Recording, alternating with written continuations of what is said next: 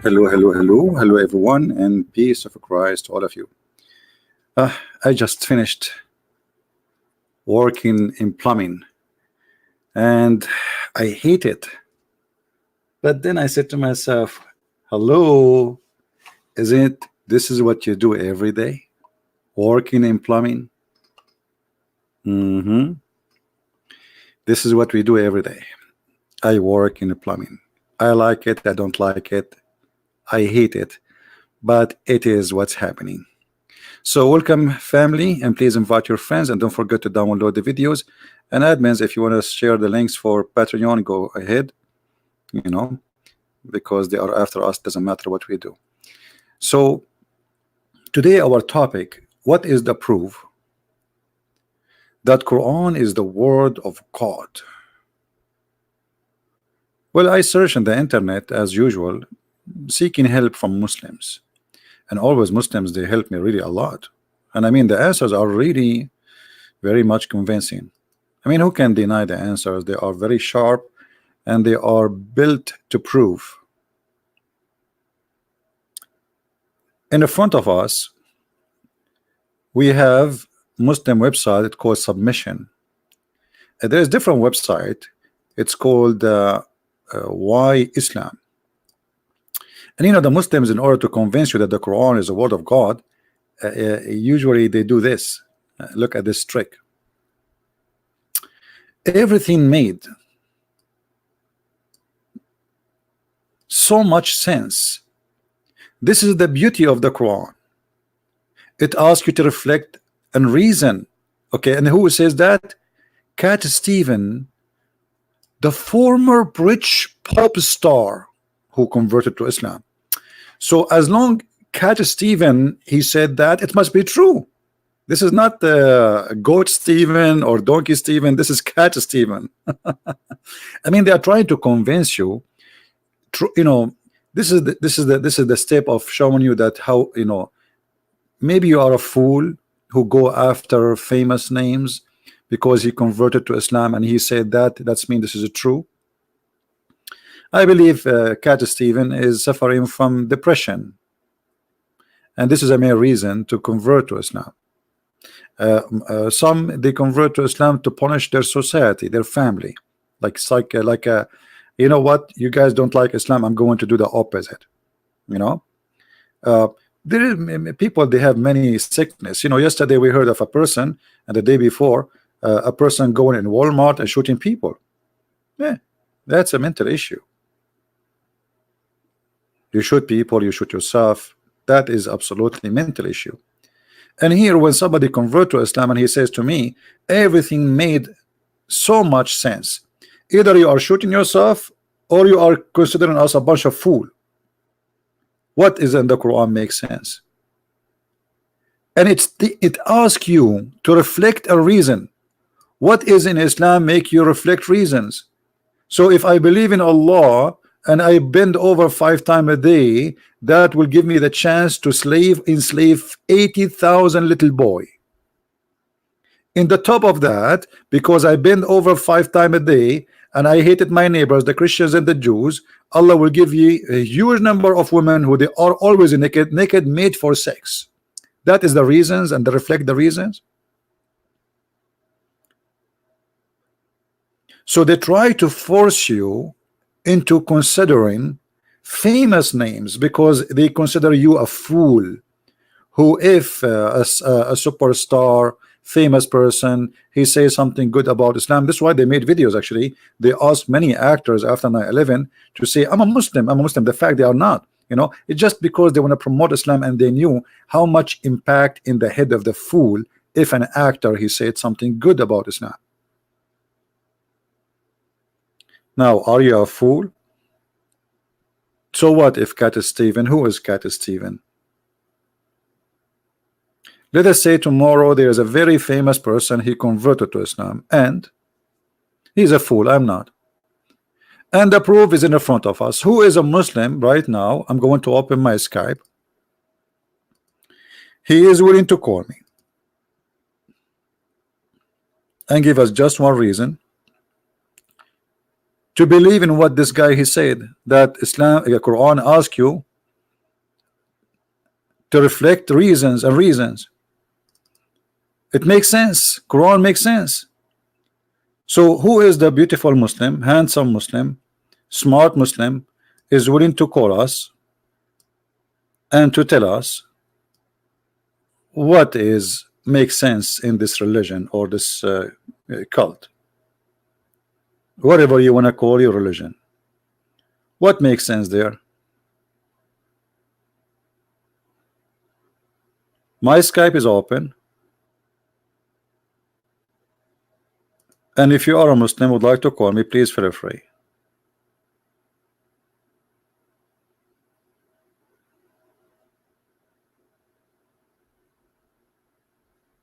Any Muslim? Who is a Muslim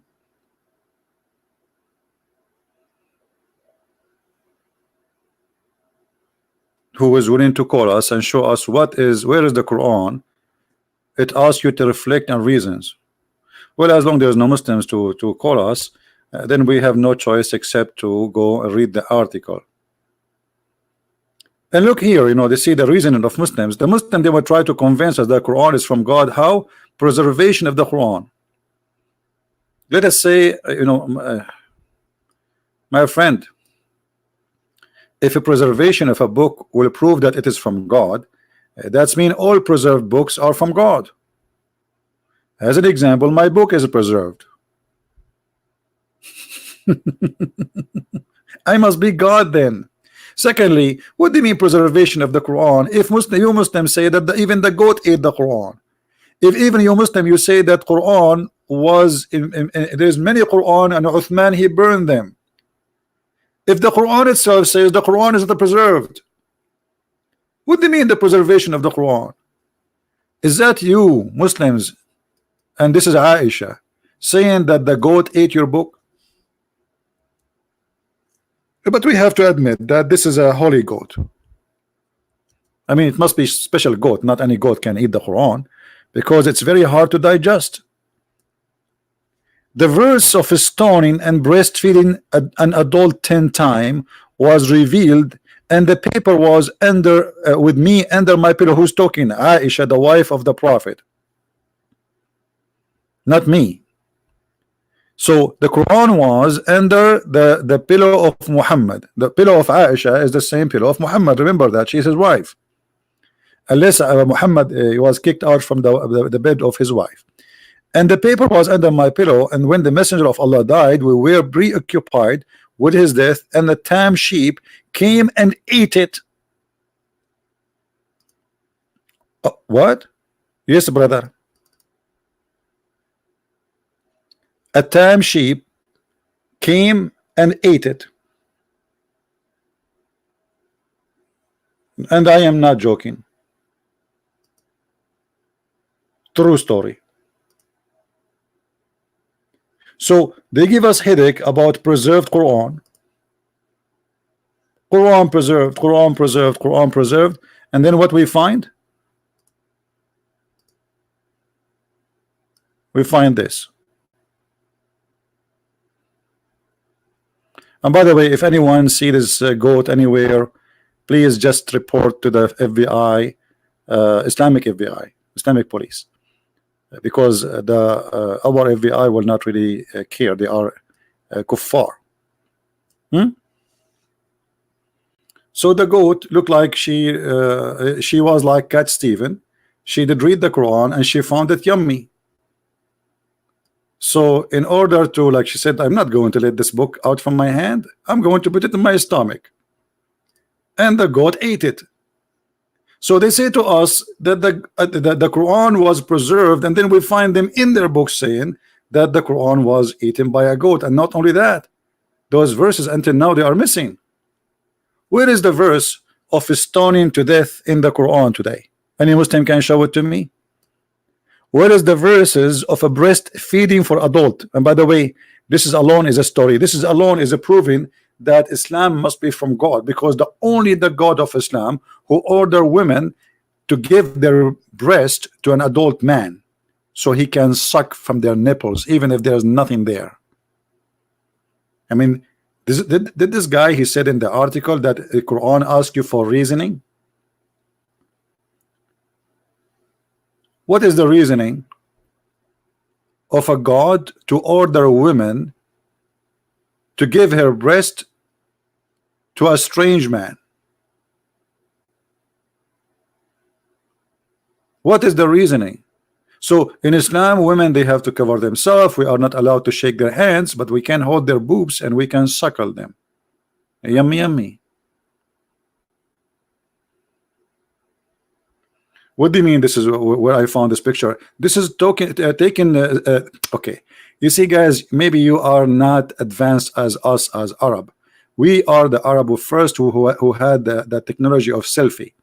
So the goat, she went in the bedroom of the Prophet. You see, the bed is in the back. All right, and she took selfie using his phone. So thank God, not only the Quran is preserved, even the stories about eating the Quran is preserved. And now we have a real witness, you know, Aisha. And is the Muslim who say that Aisha, she is a kafir, she is a liar? So where is the preserved Quran? And you know, how in the world are you telling me that the goat only ate those 2 verses? I mean, what's wrong with you? Goat ate only 2 verses. Maybe this is what Aisha she remember, or she found in the most important verses. There's no way the goat will stop. You know, give the goat a book, she will eat the whole book. Goats, they eat even plastic. Anything go in their way, they eat it, they chew it. So when you say to me that the Quran is preserved, it's a miracle, brother. Yes, it's a miracle. Where is the preservation of the Quran? And by the way, I'm just to tell you, I'm really upset from this goat, because I wish that this verse about breastfeeding for adults is still in the Quran, so we can use it for a comedy show. Right now, because of this filthy goat, she ate the verses. And by the way, I don't think the goat ate it. I think the Muslims ate it, and I will prove it to you. Because let us say, for the sake of argument, the goat ate the verse. Don't the Muslims, they say we memorize the Quran? Okay, well, the goat ate it. What about you? Did the goat eat you too? Did the goat eat your memory? What is the verse? The goat ate the Quran. What about your memory? All the Muslim memory, the verse is gone from it. That's it. We cannot find it. Look like the goat did not eat the Quran only as book. She ate every single. She erased the memory. She was licking the memory of every Muslim. Hey goat, what are you doing? Set up CP. I'm licking the memory of Muslims.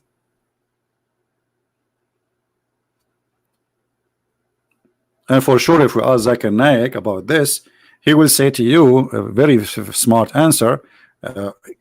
Brother Sister, there's a person named the Christian Prince, and he owns a question, and their questions are not valid. And I'm going to prove it for you today. As an example, he said, and he quote from the mother of the believer, Aisha, peace of her, that the verse of stoning on the breastfeeding adult 10 times was revealed, and it was in the paper under my pillow, and the goat ate the paper.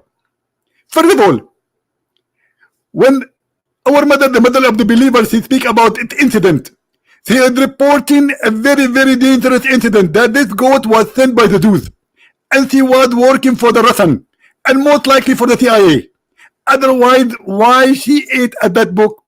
What about the other book, brother? Dr. Zakir Naik, but this is not the question. How the Quran is preserved, yet the goat ate it. So the Quran is not preserved. You are stupid, and you are ignorant, and I'm going to prove it. First, it is preserved, and preserved in the goat belly. And until now, the goat belly is preserved in the verses. So now, where we can find the verses in the goat belly? Exactly. And because you are stupid and you do not know how to find the goat, you think it's gone, but the fact it's there. But we need to find the goat first, and then I assure you, we will find the verses preserved inside the belly of the goat. Well, I never thought about this, Dr. Zakir Naik, so I really apologize. I told you you are stupid. I told you you are stupid, and I am smart, and I know it. And don't call me again. Where is the preserved Quran? Hmm? Preserved Quran. Even the Quran says that Allah calls you to forget the Quran. And why Muhammad he says that? If you see the reason, you will die laughing.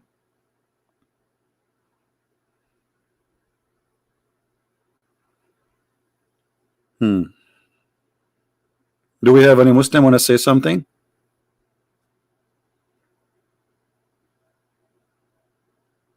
Any Muslim? You don't understand what Zakir Naik said? Yeah, I don't understand too. You think I understand what he said? Hello? And the brother and sister, in Islam you do not need to understand. You need to die that only. That repeat after me. Say the Shahada and don't understand the Shahada because it's in Arabic. Who in Islam understand anything? Nobody.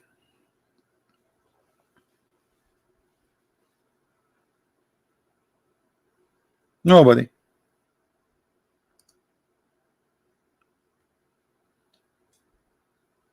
This is why even Muslims, when they try to explain a verse in the Quran, they say Allah knows best, because they don't know what they are saying.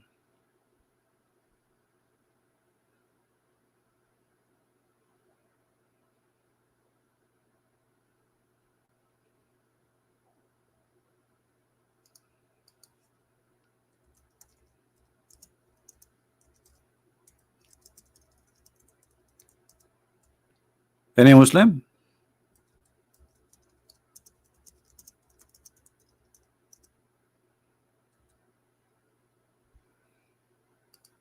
Who is a Muslim would like to say to us something?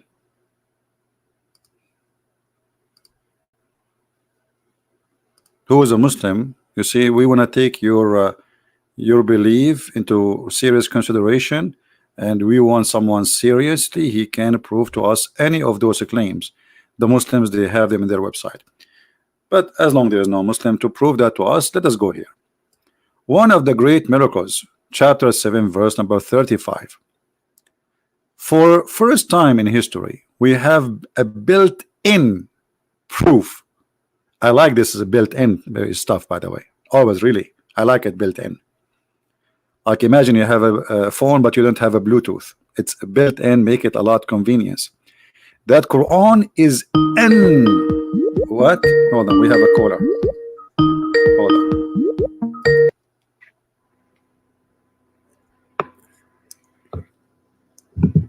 Hello. Hey there. Hey, Mr. Wasim, how are you? Not bad. I just wanted to ask you a quick question. Are you the one who always curse and run away, call names and run away? You are, right? No, I don't curse. I Yeah, just you wanted to are. ask Yeah, I know you. Come on. as a Middle Eastern So yeah, as you a are the Middle one. East You are the Christian. one. You are the one. And always you try to change my topic. Always we talk about potato. You call me to ask a question about tomato. Isn't it? This is the case. No, I've never called you before on Skype. No, you called me before many So I times. just It's wanted to say, recorded. as a Middle East Christian. Okay, let me ask you. Let me ask you why you are trying to change the topic. I'm not trying to change the topic. So talk about the proof of the Quran then. I'm just asking you a question. Talk about the proof of the Quran.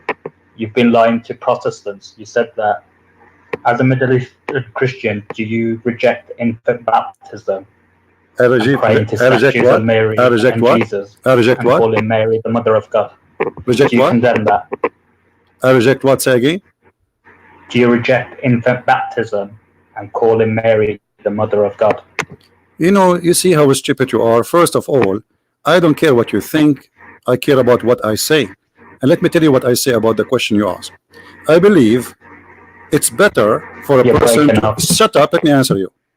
It's better for a person to do baptism when he is adult.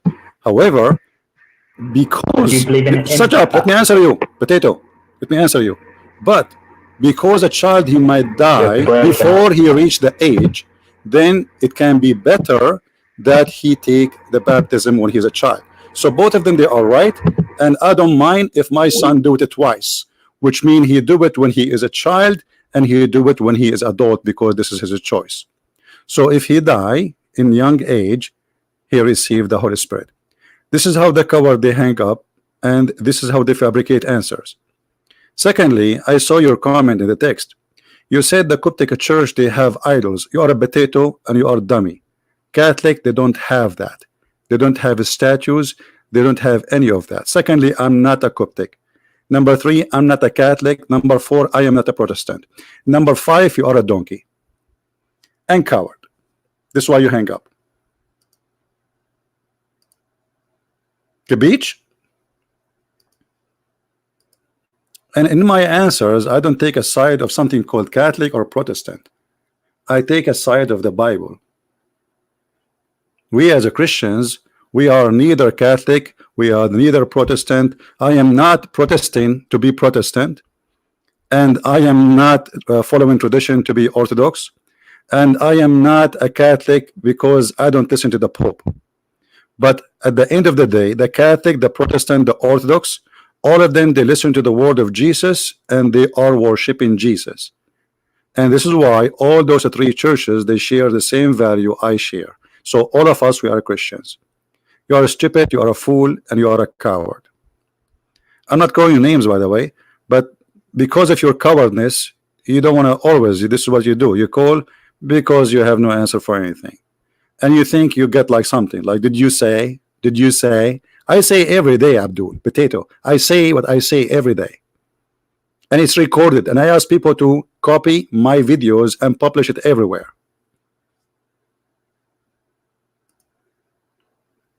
Do we have any Muslim? Anyone? You see, always the Muslims, by the way, they try to make division between Christians. Did you see that question? The whole purpose of the question is not to know, by the way. It's just to say, did you say that? So maybe somebody, he is a Protestant, he will not like that, or he's a Catholic, he will not like what I said. It's just about division. Christians, really Christians, they will not support division. Even the Bible speak about that. That be aware of people who bring division. Division always from Satan. Either they are deceived, which means they are wrong, but maybe good people, good Christians, but they are wrong in understanding, or they are really false Christians. We as a Christians, we follow only one person, not a bishop, not Christian prince, not a pope, not a Protestant, not a Catholic. We follow Jesus. Anyone he follows someone different from other than Jesus, he is not Christian. Now, who is a Muslim? Wanna call us? Who is a Muslim? Would like to call us? This is the best you have? This is the best you have? Baptism and when you are an infant, or baptism when you are adult, both is good. And actually I support people to do both, which means when you are a parent, I think it's a good idea to baptize your child so he will be blessed with the Holy Spirit since a very early age. And then when he is an adult, because now he is making a choice, he can do baptism again. Now, can we do baptism again? Every day is a baptism for us. Why not? The day you are accepting the Messiah, you are reborn again.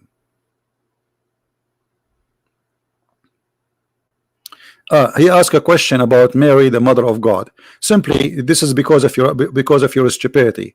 When somebody is a Catholic or a Coptic, he says Mary is the mother of God. Well, she is the mother of Jesus. Christians, who is Jesus? Christians, who is Jesus? Tell me in the text, please. Who is Jesus? Is he your God? Okay. Who is his mother? Mary. So if they say Mary, the mother of God, still they are not false. Just because you are stupid. And whoever disagree with it, he is just not thinking deeply. Because simply Mary is the mother of Jesus. And who is Jesus? He is our God. So being his mother by flesh does not make him make her the mother of God as God. But it's a fact. Mary is the mother of Jesus and Jesus is God. So if they say the mother of God, they are not lying. Stupidity, you know, stupidity is really amazing.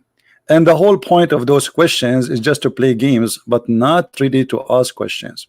They don't care really for knowing and answers. They are just looking for a game to play. And what hurt their feeling most, that I don't give them a chance to play their game, to divide us. You know what I mean? This is the whole point. How we can divide those Christians. Do you remember what the Quran says in chapter 5 verse number 14, sorry? I will spread hatred and enmity between the Christians from now until the day of judgment. And how he would do that? Allah is dead, Muhammad is dead. This is Allah, Muhammad. Muslims, they will try their best. And if you are a fool, if you are not a person who really listen carefully to the word of Christ, who said clearly that we are one church and he is the Lord of our church, then the devil will be able to play with you.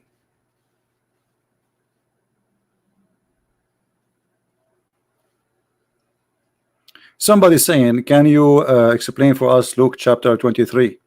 You know, look, like you see, people, they are desperately trying to make us go away from our topic. Why nobody want to talk about our topic? Do you think here we are like I'm a waiter and you bring me your menu with me? Jesus, he forgive them. So what the problem with that? If this verse needs explanation for you, that means you have a mental issue.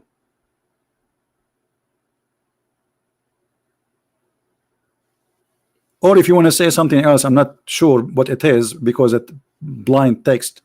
Well, what does this have to do with my topic? Jesus, for he is the Lord of forgiving. He even forgive those who killed him. What the problem?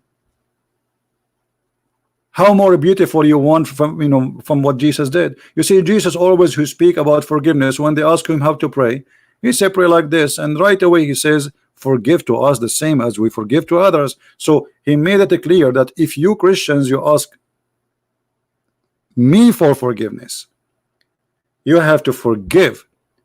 And imagine Jesus himself, he asks you to forgive others, but he will not forgive himself. So Jesus was always a person as our Lord, our God.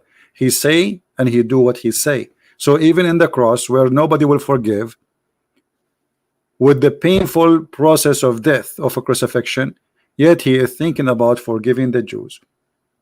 Why that is a problem for you to understand.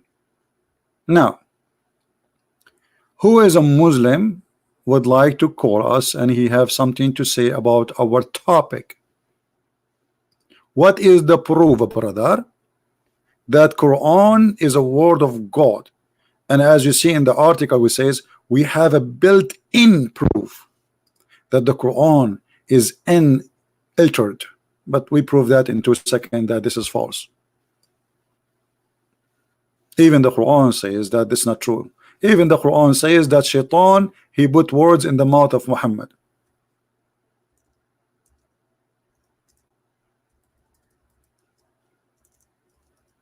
And because Muhammad is a false prophet, he could not remember what he said yesterday.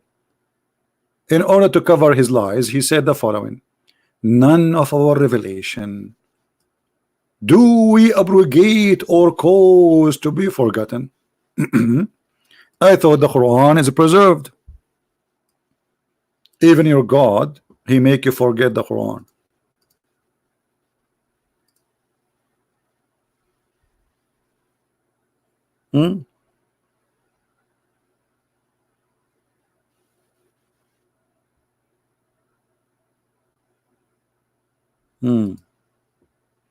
Yeah, I think this is the same person. He's trying to play games again.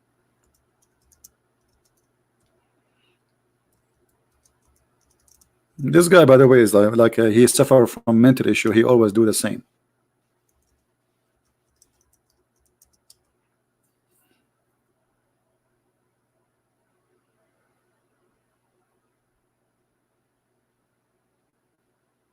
Any brave Muslim? Yeah, I think it's the same person, but let us take him, you know, for fun. I mean, what we can do? We are out of customers. This is what happened when you are out of customers and you open a restaurant. Anyone walk in the street say, you want to get in? Come on, get in, get in. If you have too many customers, you don't care who's walking by. So let us try this guy. He's texting me again, I think.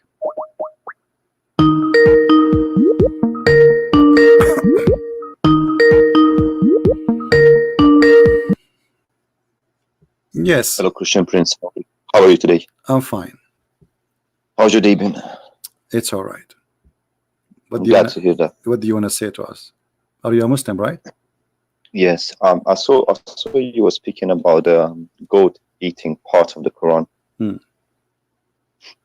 Yes. To be honest with you, I mean, there's no explanation to that. I think. Yeah, I think you're not a Muslim and you are a troll. Don't call me again. I know your voice. No, don't call me. Don't call me. I know your voice. You are just a troll. There is many people who have a mental illness, and they are childrens. Maybe they are growing like men. They have a size of a man, but they have a mentality of a child, and they think we are just here to, go play a game. Go and buy a game. Tell your mommy to buy you a PlayStation. Say, hey, mommy, can you buy me PlayStation? I want to play. Can we have some adult Muslims want to call us? No, I will not let him talk. I know that this guy, he is a troll. Anyone?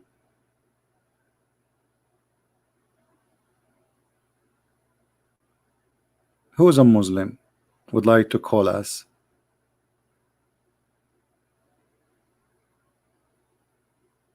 None of our revelation do we abrogate or cause to be forgotten. Question. Why Allah he caused you to forget the Quran? You see, we have a built-in proof that the Quran is forgotten. Isn't what you said to us in the article that we have a built-in proof? This is the built-in proof. The Quran is forgotten. Where is the preserved Quran?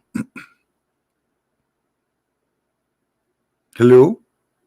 Where is the preserved Quran? If even your Quran saying that we cause you to forget the Quran. How much Quran you forgot, Muslims? 7 kilos, 10 kilos, 5 kilos. Ibn Editor, a Christian friend, he said, how many kilograms we forgot of the Quran? I answer him in a very simple, humble word. Only Allah knows best. How many kilograms we forgot, brother? Allah he sent Quran, and then he make you forget the Quran. I mean, who is the silly here, the stupid? Who is the stupid here? The one who says this verse, or the one who claimed to be God? Brothers and sisters, I want you to forget everything I said to you 5 minutes ago. Allah, why you want us to forget everything you said 5 minutes ago? Because it was not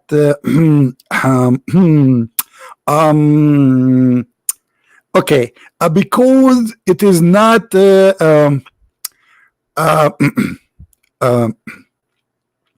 because I'm God, and I say B is going to be. That's it. Like, what the heck? Who is a Muslim want to tell us why Allah he sent us Quran and he want us to forget the Quran? What was wrong with it? What does that mean? Allah he erase our memory the same as in the alien movies? The guy he told them to look at the flashlight, and they look at the flashlight and then they forget everything, even the police. This is a miracle, brother. Who is going to explain to us what is this? The Quran says that Allah sent Quran and he make you forget the Quran. And then the Muslims, they say to us, we Muslims memorize the Quran by our heart. Brother, first, its memory is not in the heart, it's in your head. Secondly, in the case of Muslims, I don't think there is anything have to do with the head, because all the Quran promises is speaking to your private part.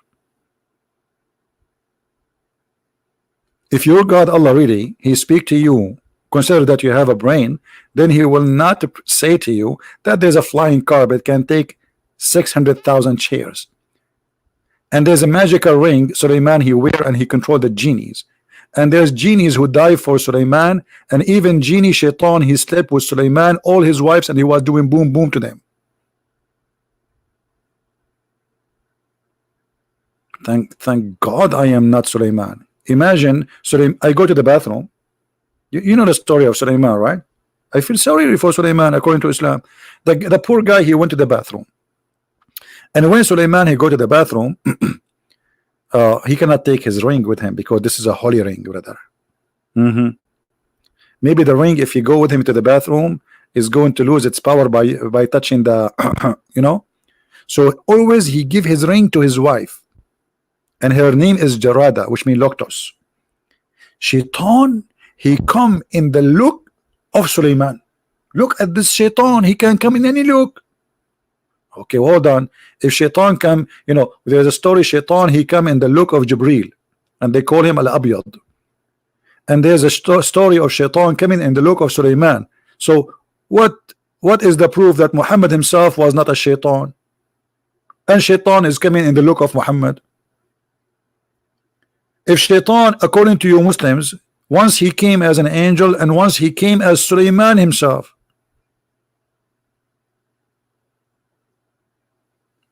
Hello? So anyway, to make the story short, brother, Suleiman, he went inside the bathroom and he gave his wife the ring. And by the way, this is a true story, brother, true story.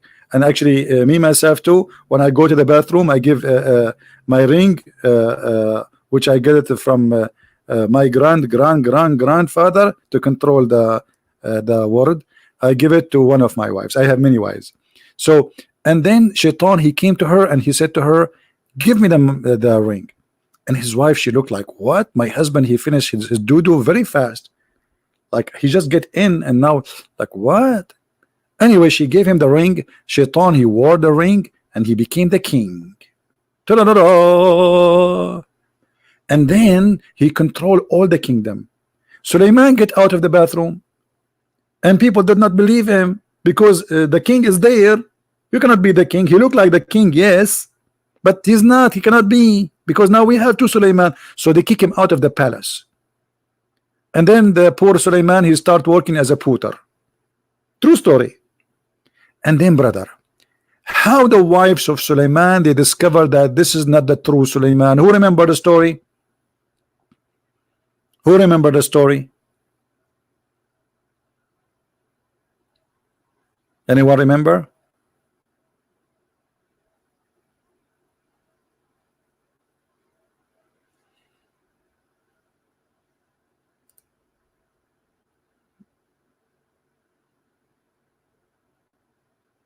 Anyone remember?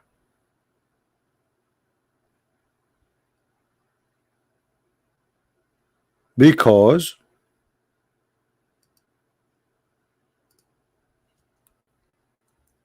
he was so good in sex.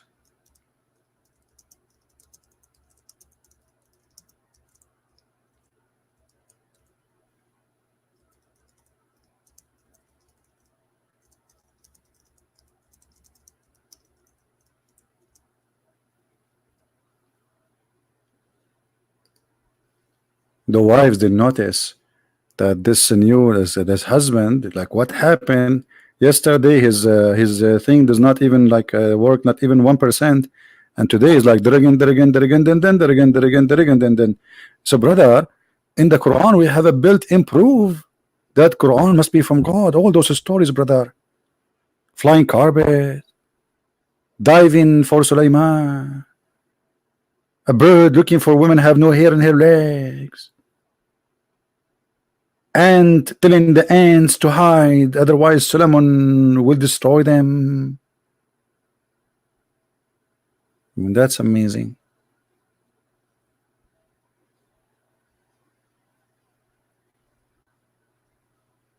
Where is the built-in proof?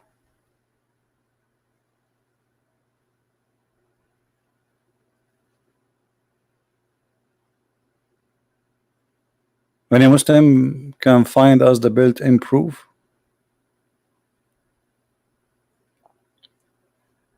I'm just trying to find it.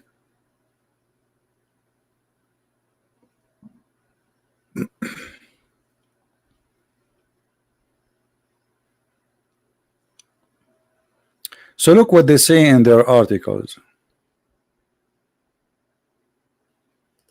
Quran is not changed and have a built-in proof, a proof that variable by anyone, you really so powerful, is the proof. The few generation, it will become obvious that any religion or any group of people which advocate faith as a brief. Okay, go to the proof. Quran chapter 17 verse number 36. You shall not accept any information unless you verify it for yourself. I have given you hearing and eyesighting and the brain, and you are responsible what? For using the Quran says that. The Quran says you have to. I give you a brain, and you what? Chapter 17, verse number 36. Shall we go there, guys? Shall we go there? Little examination for chapter 17, verse number 36. Hold your seats. Belt. Ta-da-da-da-da-da-da. Let us see how much truthful what they are saying to us.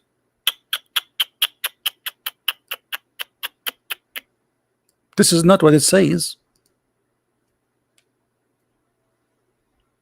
This is not what they said to us in the article. You see, guys, this is totally different translation. Like, what happened? Let us go back to the article. There's a Muslim calling me idiot. Thank you, my friend. Thank you. You shall not accept any information unless you verify them. Okay, let us go to the verse.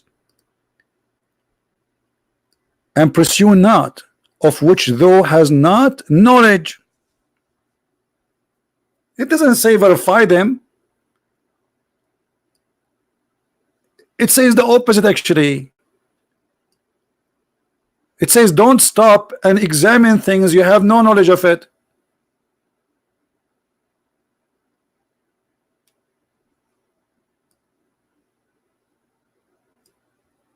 And then hold on, let's change the translation. Maybe the translation maybe here this guy is not right.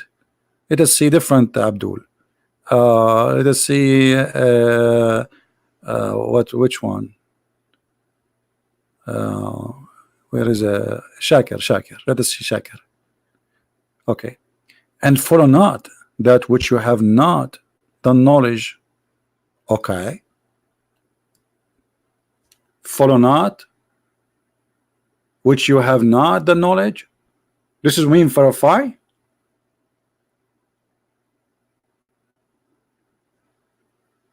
This is what the verse is saying. We have to verify. And surely the hearing and the sight and the heart, all of those are the questions about that. Where here it says you have to verify, and where here it says we should question. You see here where it says, and the hearing and the sight and the heart, they question about that. They question about the first sentence. They question about things they have no knowledge of. So all what they are saying to them, follow the one who have a knowledge. And who is the one who have a knowledge? Allah and his prophet. So it's not the Muslims who will acquire the knowledge. Let me show it to you from different verse. Those who have knowledge in Islam is not the one who have knowledge, it is those who say we believe. If you go in chapter 3,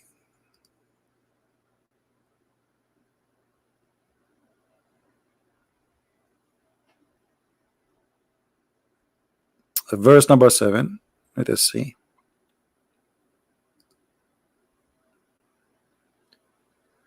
But none knows the interpretation of the Quran except Allah, and those who are firmly rooted in knowledge, they say we believe in it. So who is the one who have knowledge? Nobody. He's just saying we believe.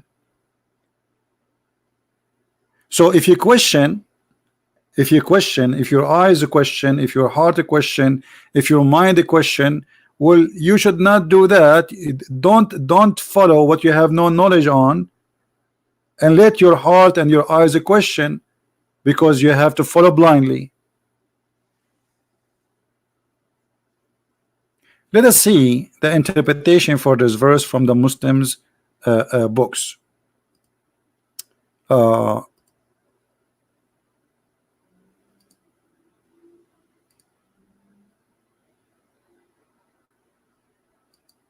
All right, let us go there.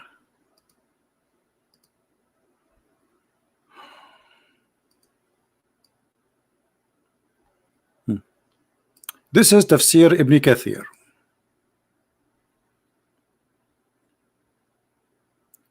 Let us see what it says. It says the opposite. Don't follow your thoughts. Be aware of suspicion, for suspicion is the falsest of speech. Do you see it? So how you say to us, we have to suspect everything, examine everything, and then your prophet explaining this verse saying, be aware of suspicion. Do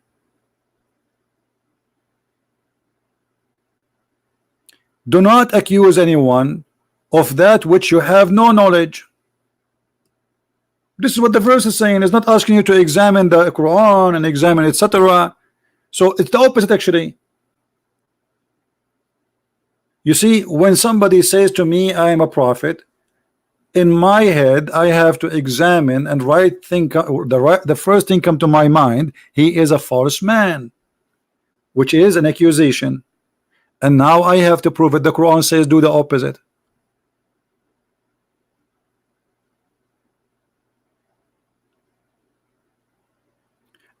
And the reason I'm saying now this, because they are trying to make it as the Quran saying that we have to examine knowledge.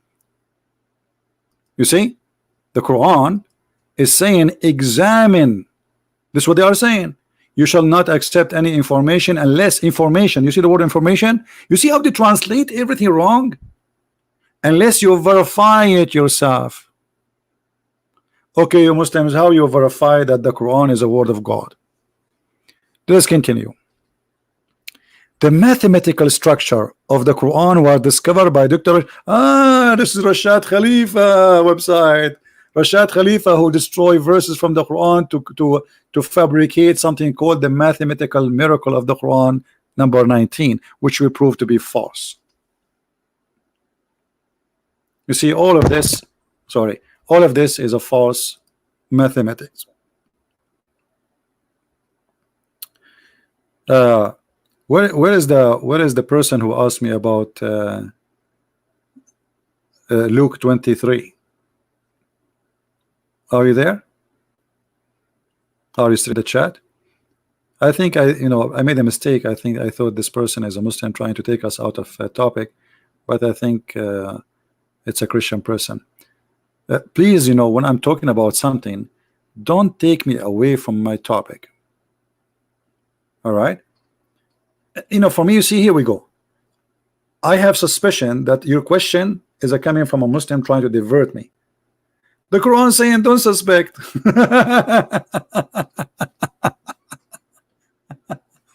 So the Quran actually is saying take Muhammad words blindly, not what they are claiming. And now they are trying to prove to you another deception, that the Quran have a mathematical miracle. And we prove this. And if you have my books, if you saw my videos, we prove it very easily in 2 minutes. In a minute.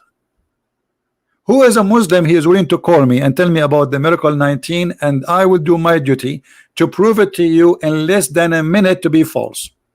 All of this. Look how long. Look. False. Anyone?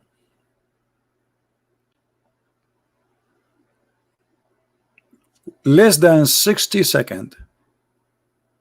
Actually, in what I changed my mind, 30 seconds.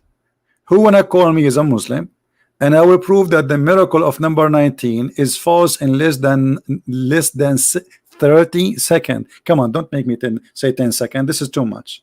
Like, I will not be able to say hello. Anyone? It's a lie. It's a big fat lie. Just to make it simple for those who because you might get Muslims speaking about this issue with you. If you go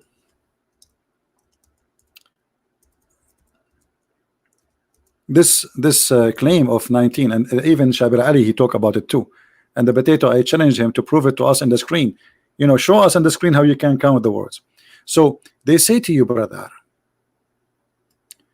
that if you calculate the first verse in the Quran, Bismillahir Rahmanir Rahim, is going to end as 19 letters, and then the drama continue for many verses after.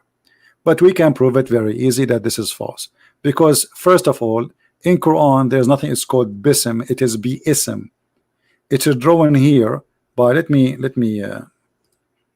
show you. Here there's a letter is not showing. The Muslim, they changed the word because it is hard to pronounce it, so they took off the alif. So here we go, the first alif would destroy all the claim of 19. Number two, here in the Quran you will see there's something is called shadda. Those who speak Arabic, actually you can watch the videos of what is mean Nu'man Khan. Nu'man Khan, he count every letter have shadda. This is shadda. It's like something in the top of the letter. Let me zoom in. Hold on. You see this thing here? It look like this. Look like a sword, or you know. You see it in the top of the letter here. In the top of this letter. Do you see it? When you see that, that means there is two letters, not one. So in order, this is a new addition to the Arabic. When the Quran came, there was no those things you see in the top of the letters. They were not exist. Like those here dots, here sukun, kasra, etc. All of those are not exist in Arabic at that time. Those are addition. So each time there is, you see this signal here in the top of a letter, that's mean the letter is two letters. So Rabbu, Rabbi, Rabba, Ba, Ba. So we use shadda, so we make it extend, and that will save us from typing the letter twice. So look what happened now. How many shadda we have in this verse?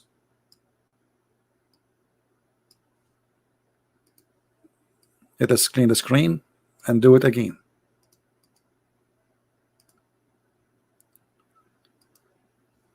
Here we have shadda, and in the top of the letter L, Allah.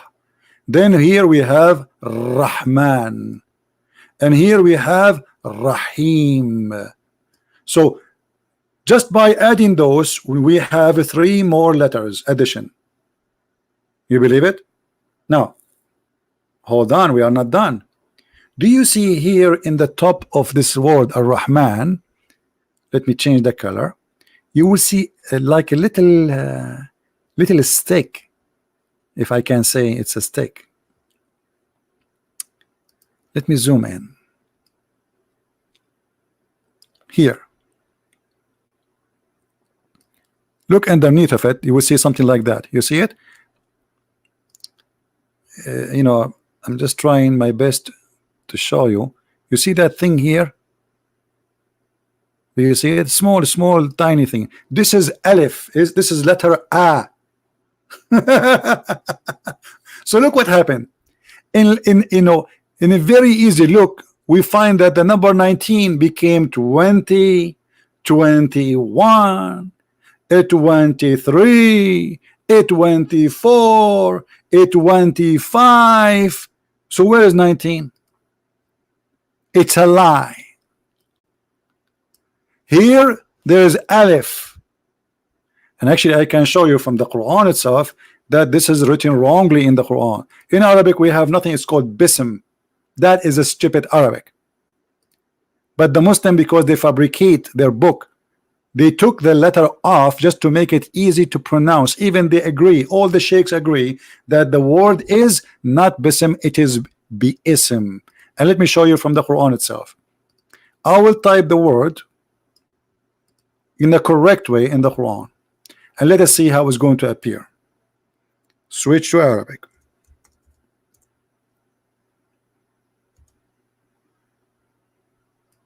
Do you see it, guys? This is the correct way. فَسَبِّحْ بِاسْمِ رَبِّكَ. You see the alif here?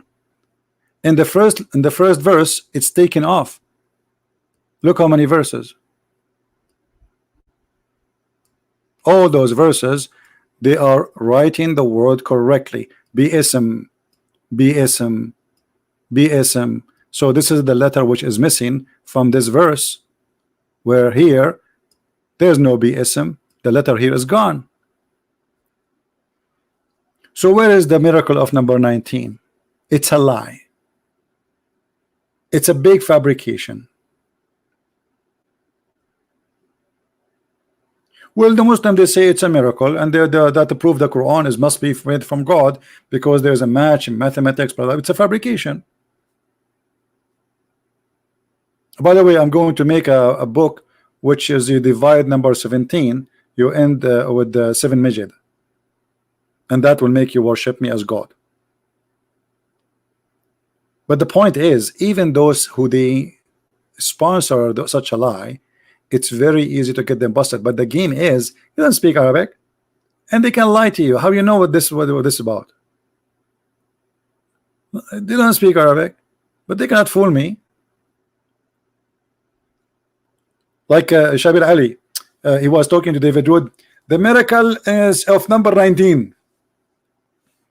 He can say that to David Wood, but he will not dare to open the stock. He don't even dare to say hello to me. Miracle of number 19. Now, do we have any Muslim here? He is a person want to show us something. Until now, we saw no proof of the Quran. And you know, as long like we look like we are not going to find a Muslim to explain to us if the Quran really from the God or not, well, the answer is very easy. I mean, there's million reasons to refuse the Quran. Quran is a stupid book.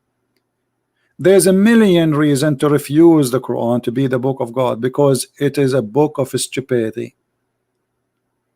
Have you ever heard of a God he think that babies are created from a sperm, and the sperm is coming from the backbone of the man? Oh, my back, it's hurting me, man, my back is hurting. Do you think I'm not going to have a sperm no more? Huh? Man. Backbone?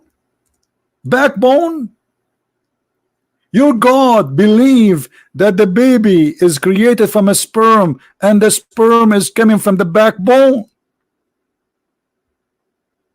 And this is why famous artists, they have a song, it's called Backbone, Backbone. What you gonna do? What you gonna do when I come for you? Backbone, backbone, backbone.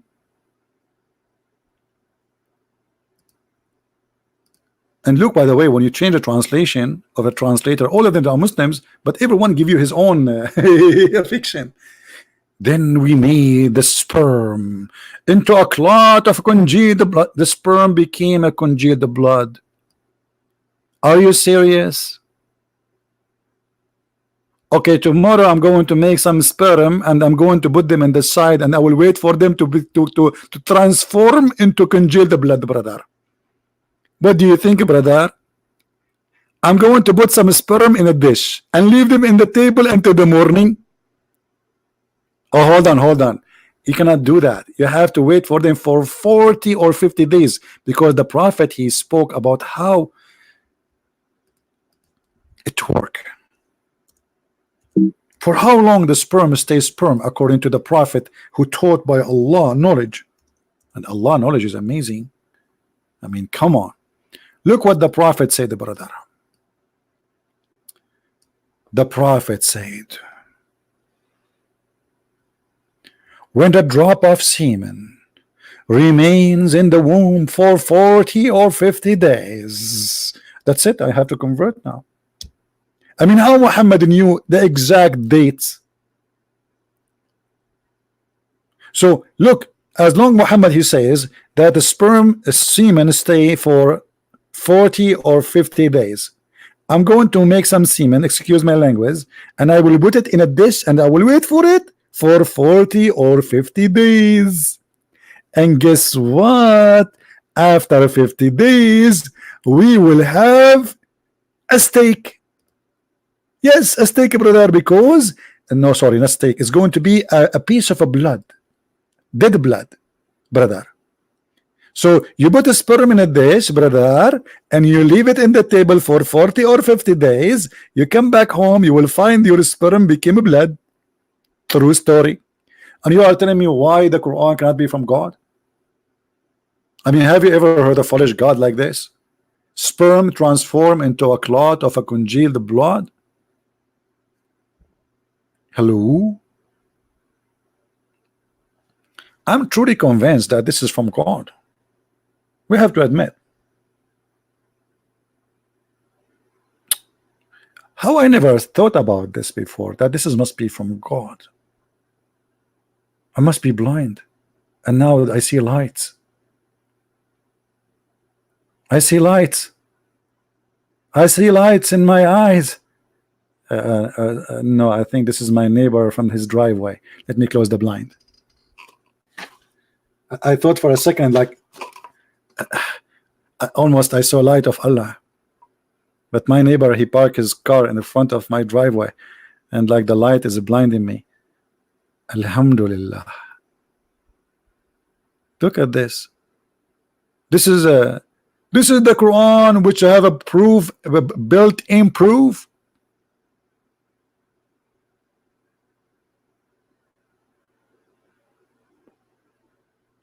How I know that you are Christian? Well, here we go. Your number is 007. All my friends, their numbers, brothers, sisters, even the angels, Jibreel, their number end with 007. Any Muslim?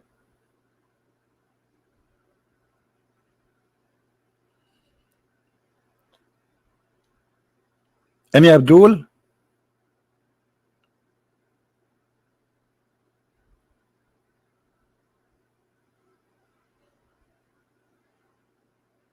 Where is the Muslims would like to show us the proof, and where, you know? Okay, let's continue the wisdom of Allah, brother. That's a lot of wisdom. That's a wisdom, really. Wiz and dumb. That's full of dumb.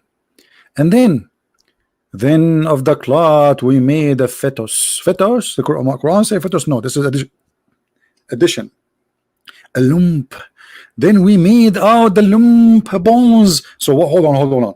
So first we are a sperm for 40-50 days, and then we are blood, and then the blood became a lump. May Allah lump you. I mean, that's a pure science. That's amazing. And then we made the lump into bones. So until now, what, we are just bones now? So in this stage we are just bones. Backbones. What you gonna do? What you gonna do when I come for you? Backbones. That is science, brother. In chapter 86, verse number 6 and 7, it says that the sperm coming from the backbone. And this is why, by the way, I called the insurance company. I told them I want to insure my backbone. They said we don't have insurance for such a thing. We insurance all the body. I said no. You don't understand. I want to insure only my backbone, because this is where the sperm is emitted. What? The sperm, brother, is coming from the backbone of the man and the ribs of the women. How Allah knew that? And you are telling me the Quran is not from God? Are you blind or what? Isn't it obvious?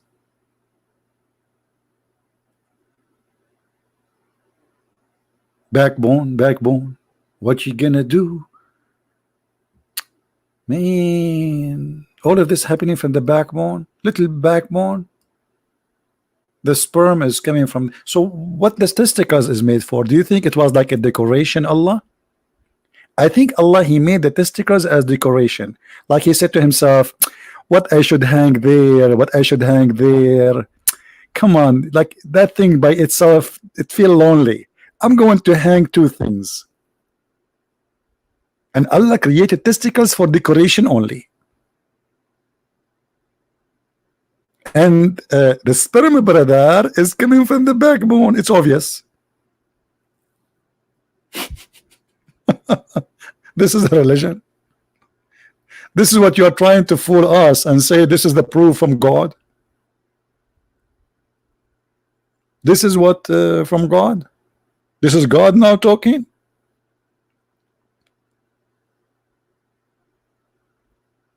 Look what happened to Sal John. He got shy. Look what happened, man. Sal John, he never heard the word testicle before, so he got he's very shy, man. I feel you, brother. Any Abdul? Yeah, the backbone is the last bone in your back, the last little tiny bone in your back. Yeah, and there is a reason. Muhammad, he says that because supposedly if a person who do a lot of sexual activities, he feel in that area some loudness. So Muhammad and the Arab, they come to conclusion that it must be coming from there. So otherwise, why he feel it? Why he feel like that? So, do we have any Muslim would like to call us?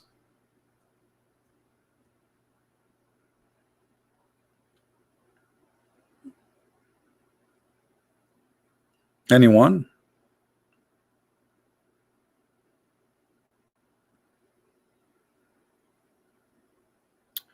How the Muslims got what? This told me. I don't know what they mean, my friend. You see, my English is limited because only Allah knows English. Allah knows all languages, but He speaks only in Arabic. This is why you cannot even pray to Him in your language. You have to pray to Him in Arabic.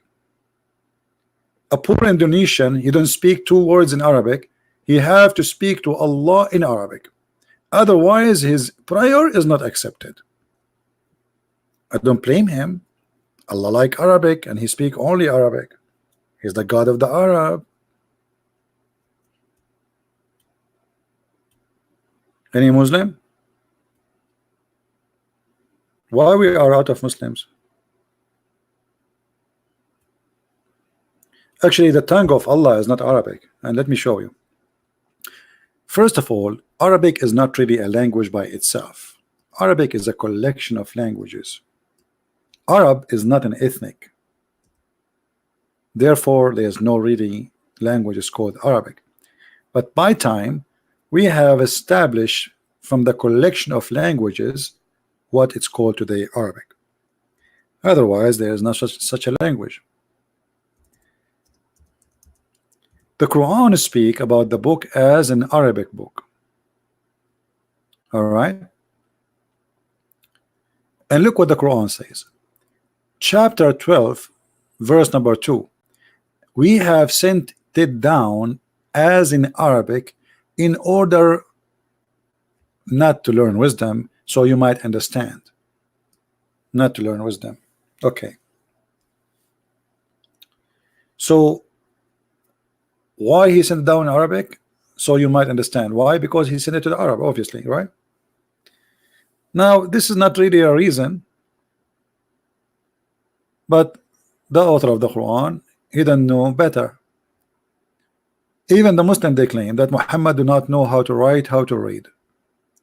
And if you read in the Quran, you will find that all the words in the Quran are not really, there's nothing called Arabic. Every single word from those, you see it, it's coming from the Aramaic.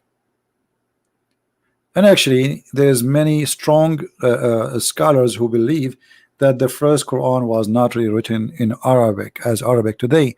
It was written in a version of Aramaic. And the proof in front of you, actually. Look, Alif, Ra, Alif, Lam, Ra. Those letters, Muslim, they say we do not know what they are. But in fact, this is something in Aramaic. It's called the coding system. So a person in Aramaic, if you want to say to you, Jesus is my God, he say what? He say Kahayas.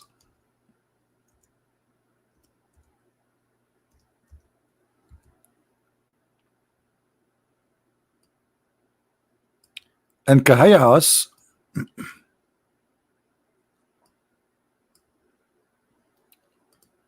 what happened? If you ask any Muslim, what does that mean? They say we do not know, only Allah knows. Everybody start guessing. The fact this is Aramaic, it is a coding where instead of saying to you a sentence, and because the first Christians, they were under a lot of a threat and discrimination by the Roman, so they designed a coding system where they can speak but nobody understand except them. Every letter in Aramaic is equal to a number. So I can put letters, I can send you a letter, nobody can understand. As you see, Ka, Ha, Ya, Ain, Sad. Okay, what does that mean? Nothing, it's letters. But for the other person who know the coding, he knew that this is mean Christ is my God. Al-Masihu Ilahi.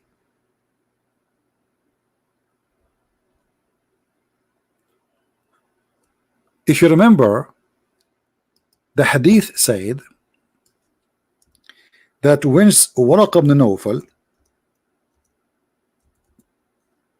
he died, Muhammad he tried to commit suicide many times. And not only that, the hadith confirmed that when Waraqa he died, no more Quran was coming to Muhammad. That's why he wanted to kill himself. And not only that, this story confirmed that Waraqa was writing a book which is called the Bible in Arabic, supposedly. Read carefully. Khadija then occupied him, which means her Muhammad, to Waraqa, and they say he is their cousin, Ibn Nawfal, Ibn Asad, Ibn Abdul Uzza, Ibn Qusay. All of this is his name. All of this is just a name. Waraqa was the son of etc. And here it says, who during the pre-Islamic period become a Nasara, not a Christian. This is false translation. The whole Quran, by the way, never used the word Christian. They use the word Nasara, and Nasara is not Christians. Nasara is the same as Jehovah's Witnesses.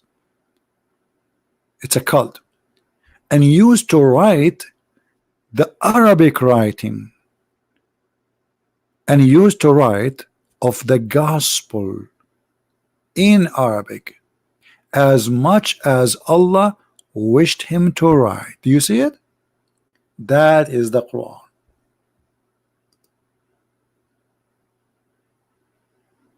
Kabich? And then when Waraqa died, you will see that there's no more Quran coming to Muhammad. So look what happened.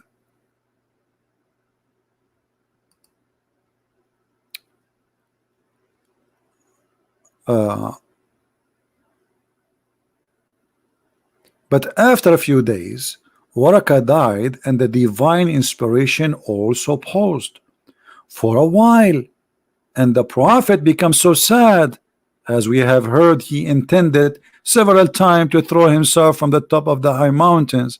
Why is that? Because who is going to give him Quran now? Waraqa died, and Muhammad he started thinking seriously of taking his life because he will be exposed. But then what happened? Muhammad, he remember that Waraqa he left a book there. He have the book there. Let me get the book. If you have my books, you will see that I believe strongly that the real father of Muhammad is Waraqa. Anything happened to Muhammad, Waraqa is behind it. Zafina, hold on, Zafina, she is saying, I don't know if Zafina is a Muslim or it is, I don't know, but Zafina is saying, what is Zafina? What happened to Zafina? Where is the text of Zafina? Did you guys what happened to Zafina? I cannot find her text. Zafina, she said, you lie about the Quran because you feel lonely. I cannot find the text of Zafina. What happened? Zafina, yeah, Zafina, in you marrit alina. Zafina, where I did lie? Why you don't call me Zafina and show me where I did lie? As you see, I'm showing reference. Everything I say, I'm giving a reference for what I said. Here we go. This is Zafina, guys. Look what Zafina, she said. You need a woman, CP. I need a woman. And Zafina, are you offering yourself to me as the prophet? He says women, Muslim women, they can offer themselves to the prophet. Is that the purpose of your text? You need a woman, CP. You twisted Quran because you feel lonely. Okay, after I twisted the Quran because I feel lonely, am I not lonely now no more according to you? I think Zafina is you who is feeling lonely. That's why you are trying to offer yourself to me. I don't know. If you are rich like Khadija and young like her, like 25 years older than me, and you have no more teeth or nails, I might accept the offer if you have a lot of money like Khadija. I would think about it, Zafira. How much you have, Zafira? Why you don't call me Zafina and show me where I twisted the Quran? Can you do that? Or just a stupid statement? Prove me wrong. Here we go. You're a prophet. He stopped receiving Quran because a man he died. What does this have to do with God? Who is this guy? If he die, Muhammad don't receive Quran no more.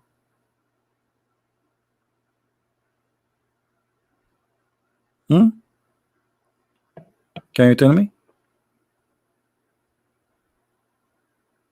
Everything I say, I show it on the screen. Guys, does it say here that the guy Waraqa he died and then the Quran stopped coming to Muhammad, or I'm making things up?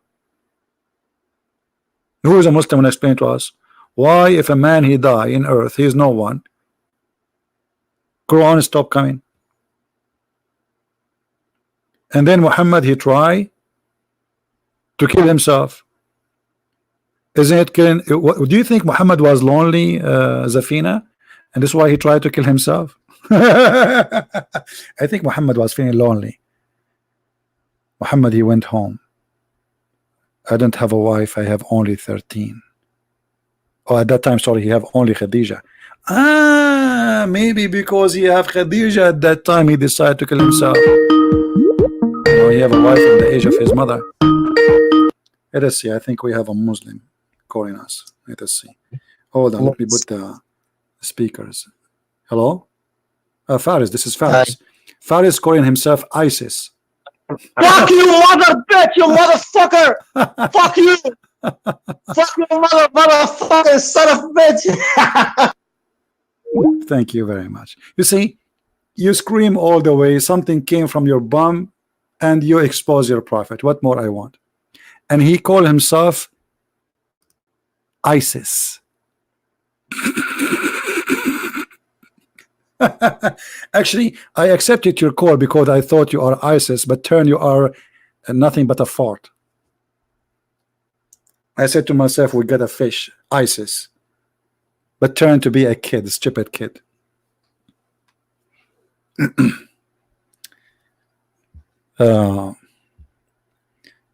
This is exactly what Islam made out of them. Did you hear the words?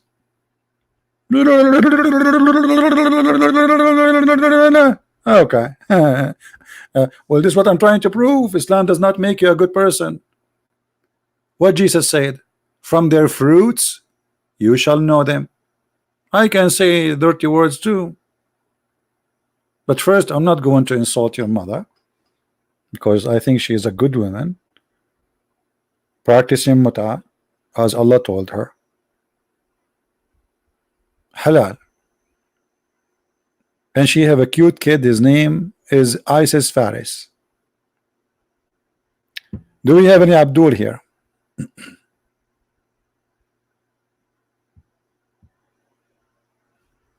Anyone?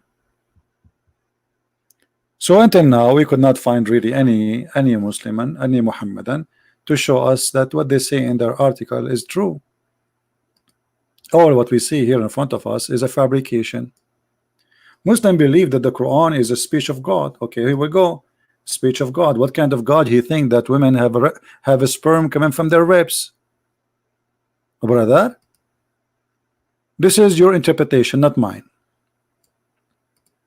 Quran is a speech of God. Okay, this is the speech of God. Look at this speech. Amazing. Have you ever heard of a God? He think women, they have a sperm coming from their ribs?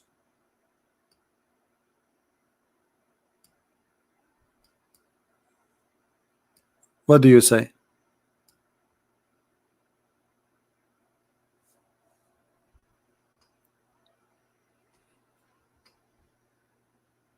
Look, brother, Allah, he created you from gushing fluid, meaning sexual fluid that comes from breast forth from the man and the woman. Okay, where is the sexual fluid is coming from? Proceeding from the backbone and the ribs, meaning the backbone of the man and the ribs of the woman. See, you Muslims, you prove to me that God, the God of Islam, it must be true God. I mean, look at this. How Allah he knew this? How Allah he knew that? Sexual fluid? Any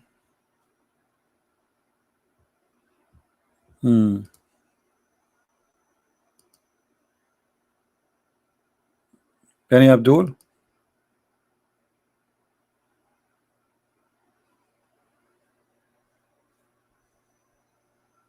All what we got today is a bunch of false people claiming to be they want to debate us. We take their call and then they turn to be a bunch of kids.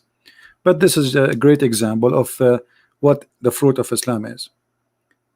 If Islam make out of us something better, then we should see people who speak with respect. They are not here to call names and to prove us wrong. But what we see the opposite. Gamers, players, insulting, foul words, bad language. Yes, Faris, how are you? Hello. Hello. Yes.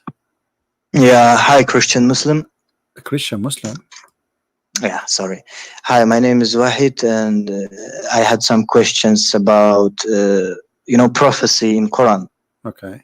That they've been written about, for example, iron, that the God send us iron that is very helpful, and I can send you actually the verses of Quran, and if you want you can hang up, or if you want I can stay, and if you could just kind of explain. No, I know what but what about you? Tell us about this.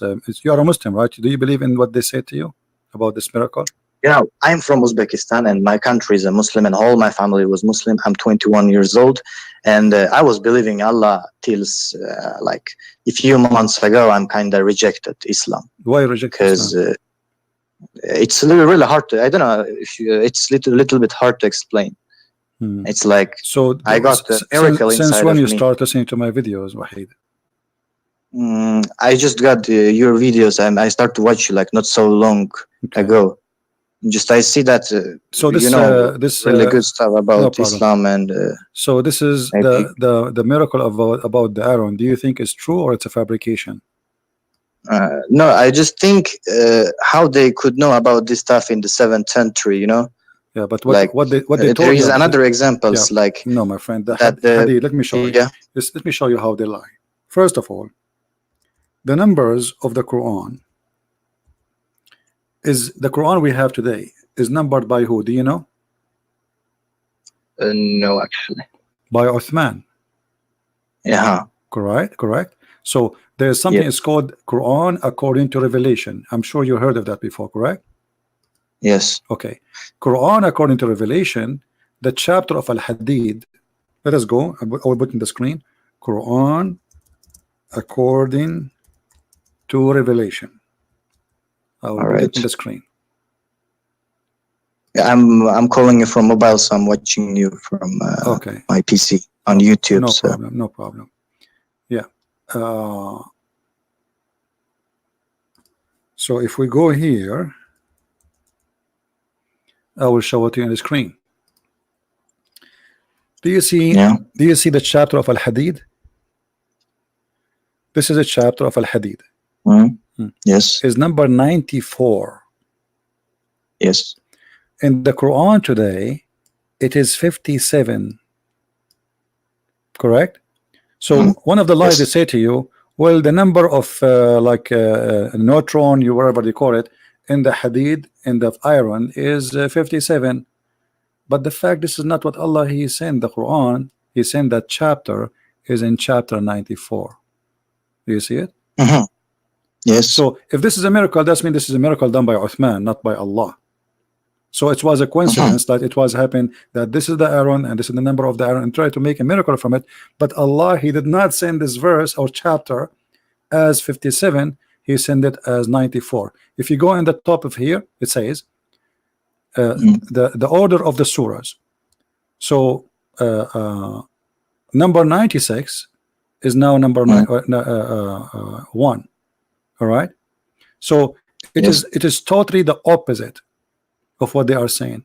Now, if we go, let me search for what the article is saying, and I will put it in the screen so we can read together.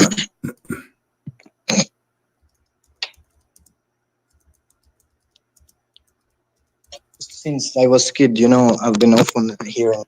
Yeah, no problem. The Quran has a lot of prophecy. Like I didn't heard all of them, but a few of them I heard that there is even like medical prophecy that they knew in the 7th century, which they are discovering actually today, like in 21st century. What the Quran says about it is very funny and very silly, and we will show it to you. Yes. Let us see. I just took like four of there was like I took like 4 examples from verses in Quran about water, iron, skies, and the mountains. Yeah. All right. Let us show what they claim. All right. You see, here we go. I found it. I put it in the screen. The iron has the strongest bond nucleus among the element. Iron atomic number is 26. It turned out that geometrical value of the word iron is 26 hadid, and this is how they try to fabricate. But the fact the word hadid exists before Islam, right? So if this is equal, that's mean the first one who called the word hadid is the one who did this miracle. If this is a miracle, do you understand what I'm saying? Yeah, I guess so. So you mean Allah, like is Allah the one who named it hadith, or this Arabic language exists before the Quran came? Like. Yeah, this is a language exists before Islam came, and therefore whoever named it this way it looked like he knew about this. And look what they say to you. And here they start putting like 54, 56, 57, 58, and then it says to you that in chapter the Quran coming as 50, 57, 25. So they try to say from the numbers, well, this is fit with the iron, but the fact the iron was not sent in that order. Secondly, the one who numbered them in that number is Uthman, not Allah. As you see, the Quran as the numbers of Allah, it was like this. It's totally the opposite. 94, 57. So which one of them is the correct one? Secondly, Is it Uthman the correct one, or it is Allah the correct one? So when the Muslims, and by the way, the first time the word hadith appear, it was not in that chapter. So why you choose that chapter? If we search now, right now, the word hadith,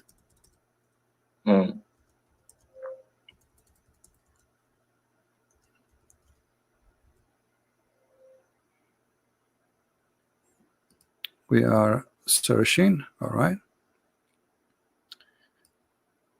chapter 17, verse number 50. It says hadith. Why the Muslim did not choose this verse to speak about miracle? The numbers doesn't match with them, right? Chapter 18. Just a second. Chapter. I will open this chapter 17 and 50 because I need to read it in Russian. I'm not so good in English. You know? Yeah, no Arabic, problem. You can not take really good one. you can later take the notes. You know, Yeah, it's recorded anyway. You can watch it and you can listen to it. You know. So look at this. So now we have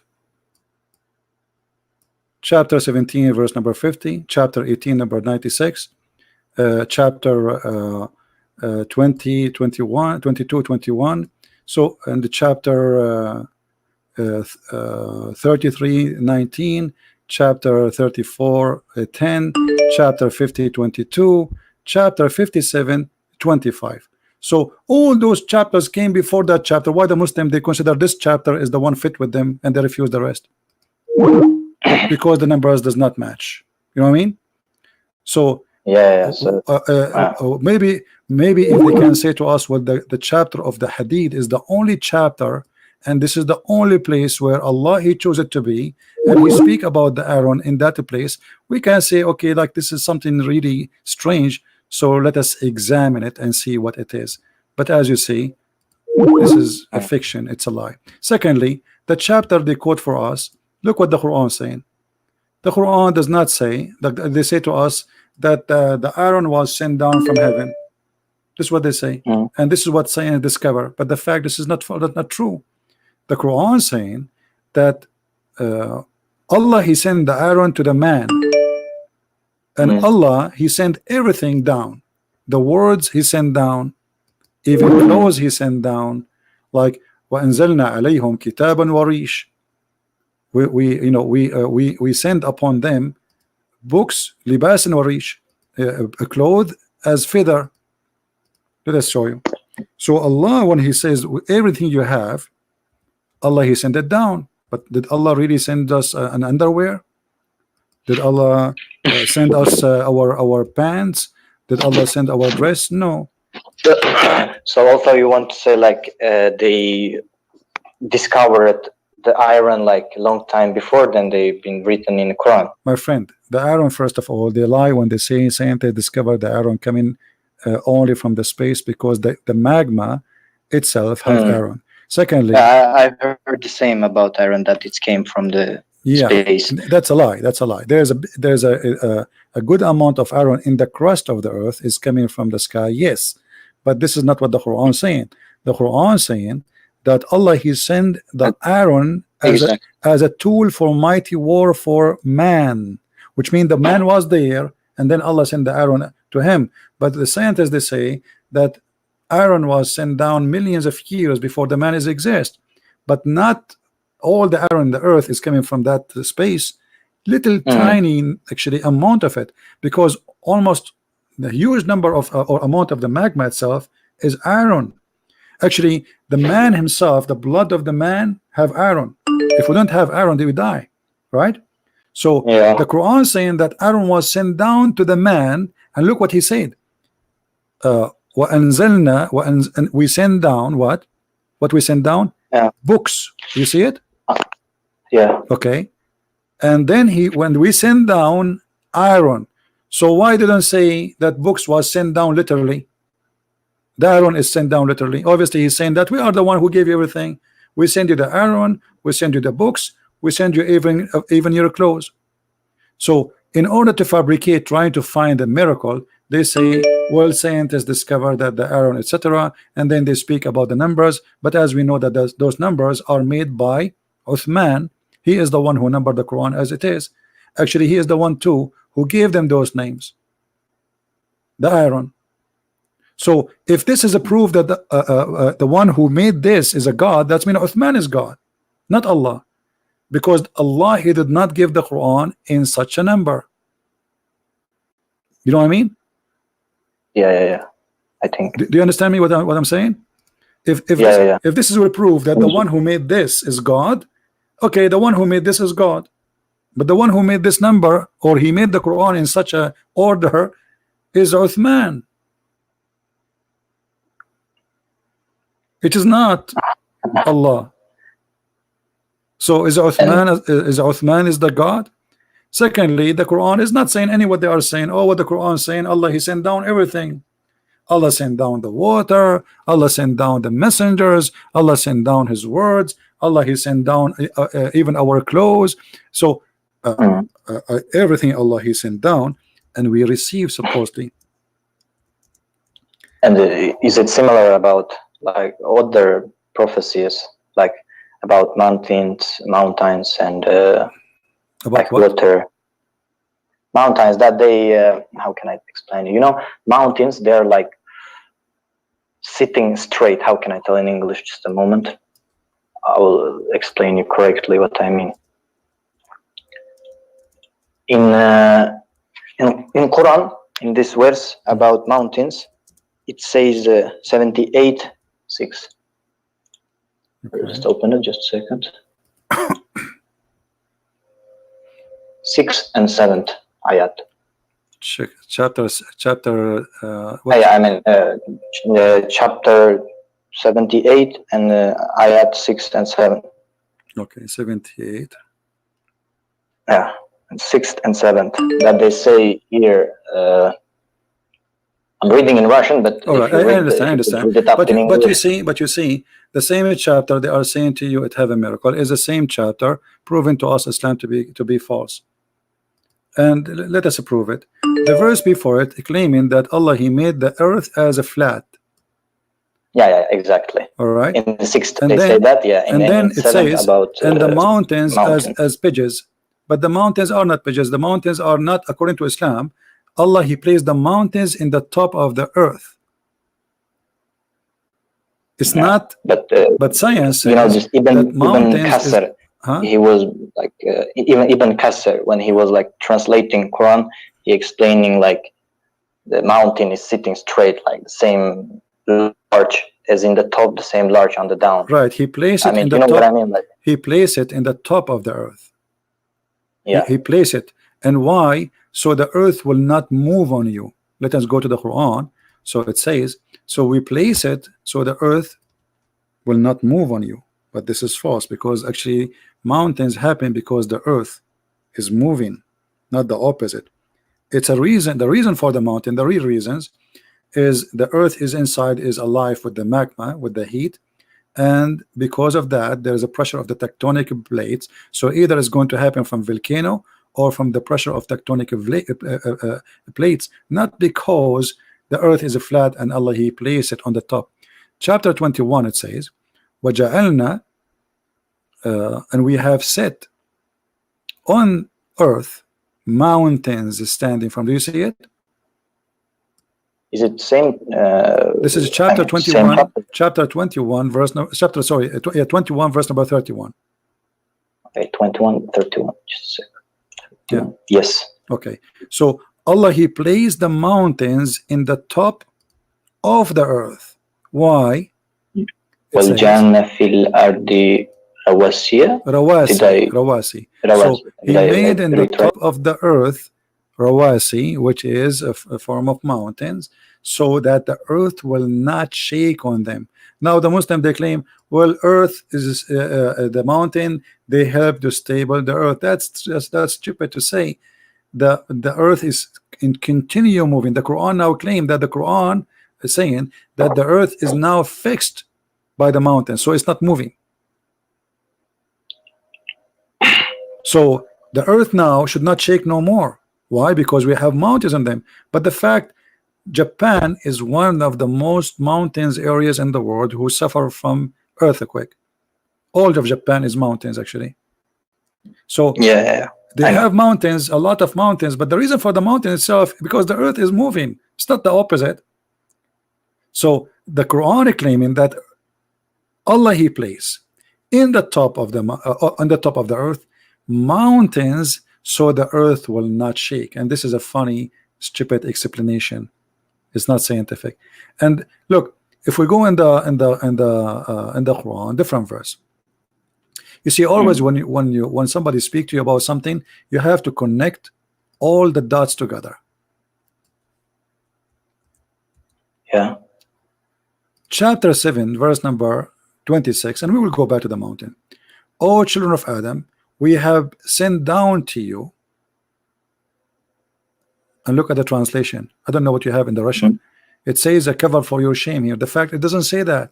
It says we send down upon you clothing to cover your bad things and feather.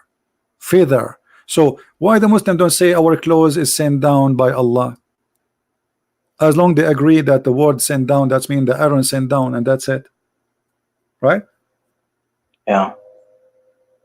The Quran says even we send down we send down to you feather. And since when we wear feather? I'm not Indian. I mean, this is weird. We send with feather to cover yourself. So the Quran is claiming that even the feather of birds send down to us so we can make it as a clothes for us, which neither of the Arab use feather to cover themselves ever. Yeah.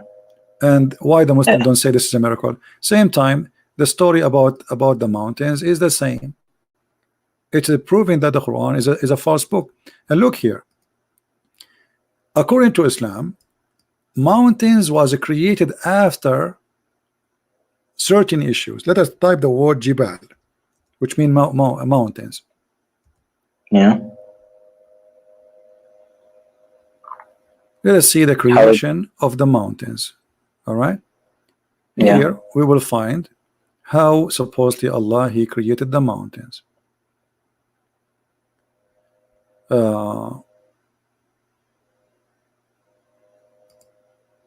First of all, there's mountains in the sky, and those are mountains of hail. Chapter 24, verse number 43. The Muslim, they try to fabricate translation, and he say, and he sent down from the cloud that are like mountains. But do you see the word like between two brackets? There's no like there. That's a false. He sent it from the sky, not a cloud like mountain, from mountains in it, hail. So there's mountains of hail in the sky, and there's mountains in the ground. The mountain in the ground is from rocks to stabilize the earth so it's not going to move, and there's hail or mountain of hail in the sky, and that where is the hail coming from? Let us change the translation. I don't know why it's not working. The one who keep calling, don't force me to block you. I will block you. I'm talking to the gentleman. You are going crazy. The Abdul is afraid because they are afraid that you left Islam, so they are angry. Let us change the translation. I'm not sure why it's not okay now.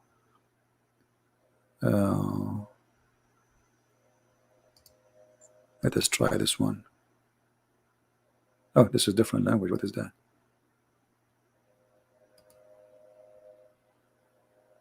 Oh, I guess it's German. Yeah. Well, here, let's see. He sent down from the heaven mountains where there is hail. Even this translation is not correct. He sent down hail from mountains in heaven. You know what? Let us go to the interpretation. The Muslim interpretation should give us the real answer, correct? Let us see what this verse mean. And here you will see that if the Quran is a book from God, and if this is stupid, that means everything they are saying is a lie. Do you agree? If the Quran teaching that in heaven there's mountains of hail and Allah break from it and He throw it at us, that means Quran is a book of false God. What do you think? No, because it's not. This is not how the hail is made, right? So one lie is I enough to guess prove. so. Yeah, one lie is enough to prove everything they said is to be false. So chapter 21, verse number let us see. Sorry, let us go. Yeah.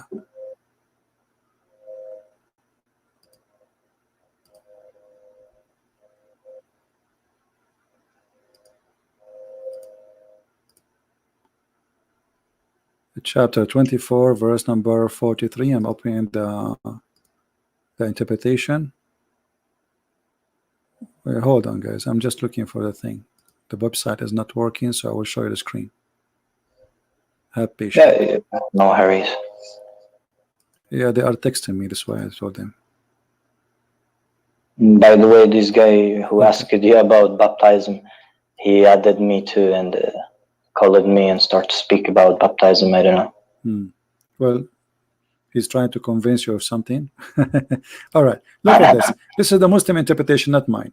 Whatever they say, we will accept it. Deal? But he will be Jesus followers soon. Yeah, look at this. And he sent down from the heaven out of mountains. Min jibalin. Min is extra, that they're in the heaven. Mountains. And he sent down from that mountains hail. How the Muslims, they are saying to us, Allah, he sent down the Aaron, miracle of the Aaron, but yet the God of Islam saying that in there's mountains of hail, and Allah, he sent it, the hail from those mountains. He break the hail from the mountain and he submit at the one who he don't like. Well, obviously Allah cannot be God. This is Tafsir al-Jalalain, and we can see Ibn Kathir, we can see Ibn Abbas, you know. So they talk about mountains. Here we go. This is mountains. This is a miracle, or this is something stupid? It's a stupid thing. He sent down from the heaven mountain wherein is with hail. So there is hail in the mountain.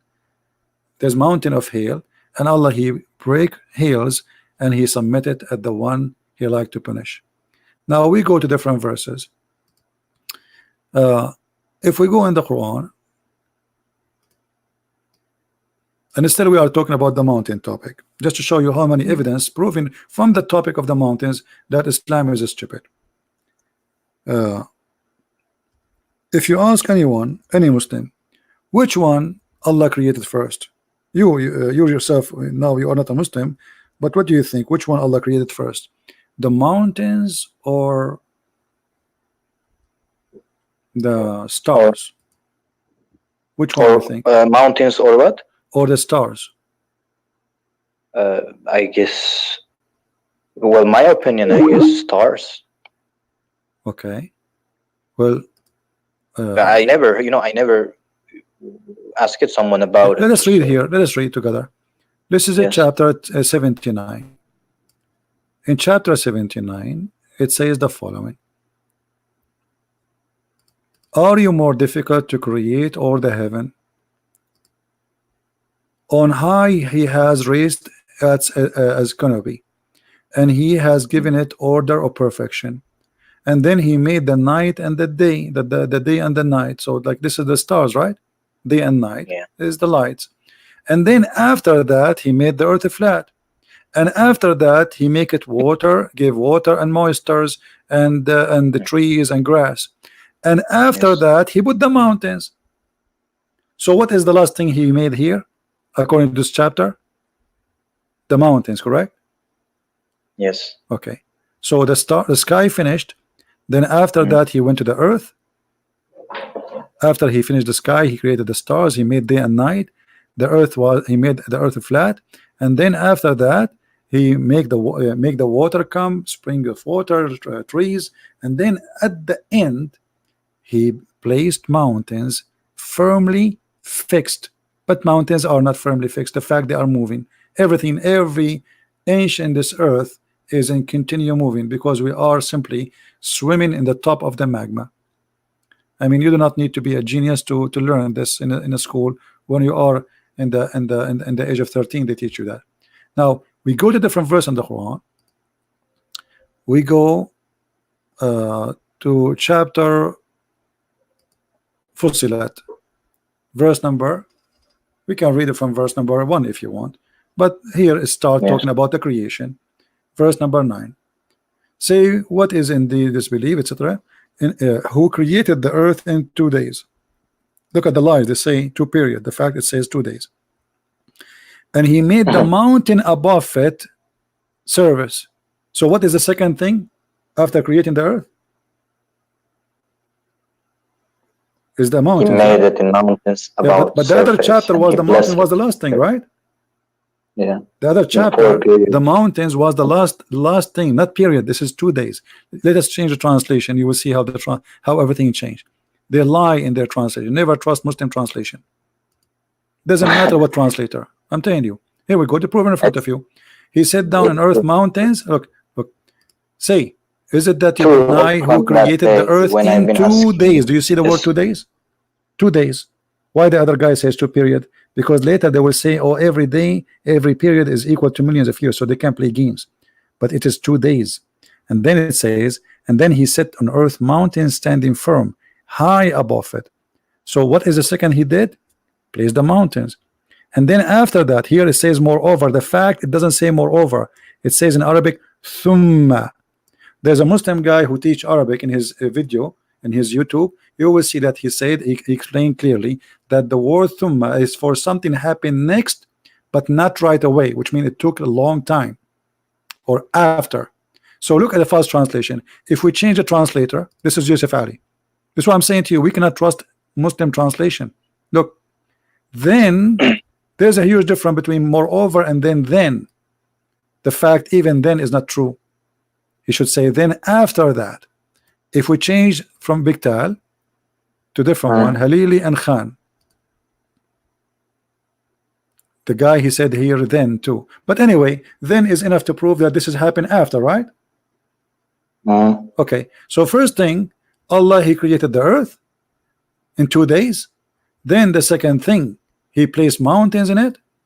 Then after that he went to the sky and he made it 7 sky. The sky at that point was a smoke, as you see, which means there was nothing. And then he completed and finished them as 7 heavens in 7 days. So according to this chapter, Yeah, exactly. 41 verse 12, what is the last thing is finished? The stars. Yeah. What is the second thing was created? The mountains. Right? Yes. Okay, but the other chapter we showed you, chapter 79, it says There was difference. Yeah. it was totally the opposite. Not only different, it's totally the opposite direction. So here the heaven finished first, then he started working in the earth in the other chapter, and the second thing he created, you know, like here he made the sky, and then he lifted it up because supposedly the sky was on the top of the earth, and then he made the day and the night, which means the stars created as a stage number 3, and then after that he made the earth flat. So the first thing Allah finished is the sky, and then he started working in the earth. But in the other chapter is saying totally the opposite. So if the Muslim is speaking about mountains as a miracle, how Allah even don't remember how he created and what he created first? I mean, this is very simple. In the top of that, it's stupid to say what he's saying, that he placed the mountains in the top of the earth. If you go in the hadith, because Muslim they might say, well, Allah did not mean that, he means something else. Let us go to the hadith. Muhammad, he said the following, not me. I understand. Yeah, Allah Messenger said, I don't know if you can read the screen. Actually, I have to show it to you Yeah. from Sahih, from the Sahih hadith. For the Muslim, they will not say he is showing us from a book and we don't trust. Muhammad said, Allah the Exalted, the Glorious, created the clay on Saturday, and he created the mountains on Sunday. Correct? Yeah. Okay. And then he created the trees in Monday, and he created entire number in Tuesday, and he created the light in Wednesday. But look, if we go to chapter 41, sorry, 79, it says the opposite. Allah created first the day and the night, he finished the sky, and then after that, not moreover, You know, if This you is go, already from the Quran, right? this is from the Quran. We are not quoting from anywhere. And then after that, he start working in the earth. And after that, he made the water come. And after that, he placed the mountains. So according to chapter 79, the last thing Allah he finished is the mountain. He placed it in the top of the earth. In chapter 41, it was the second thing Allah he made. He placed the mountains in the top of the earth. So what kind of God? You don't remember what he did? I mean, this is very simple. In the same time, the earth is a flat. You see, when it says وَالْأَرْضُ بَعْدَ ذَلِكَ دَحَاهَا, Dahaha, I saw many Muslims lying. They're saying that the word Dahaha mean he made it like an egg. The word Daha is an egg. That's a lie, big fat lie. All dictionaries, all Islamic dictionary, even translation, nobody says like an egg, for it's a lie. As you see here, it says this is the Muslim translation, and after that he spread the earth. But the fact, it doesn't say spread the earth, it says he made it flat. Let us go and see the Quran interpretation by Muslims. Chapter 79, verse number 30. We go here. You see, everything we say, we give a proof for it. We don't make things up. We don't give our opinion. We are just showing a pure reference. Whatever it is, it is. You know, does it say flat? Absolutely, it says a flat. This is, if you go to Ibn al-Jalalain, let us show the interpretation. And after that, he spread out the earth and he made it flat. Do you see the word flat? For it had been created before the heaven. Look, the earth is created before the heaven. Is that what science says? Yeah, I understood. And the funny, they say to us that the Muslim believe in the Big Bang. Okay, how you believe in the Big Bang, but your book says that the earth is created before the space? I would like to say now, I will ask the Sheikh, but I have no Sheikh. It's a little bit hard to find up Well, the right person. I'm here to help you. Do you have any other answer, a question, my friend? Right now, I don't think so. All right, feel free to call me I got all anytime. my and answers you are which I welcome. wanted.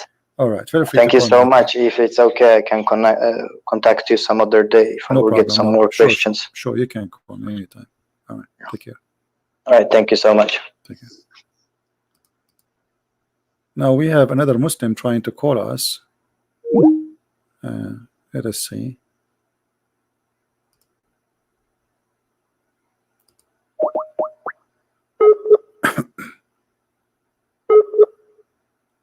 All the miracles of what's called miracle in the Quran is based in fabrication. All of it. We have this guy, he keep trying to call. I think is the same guy. He's going crazy. Let us give him a chance.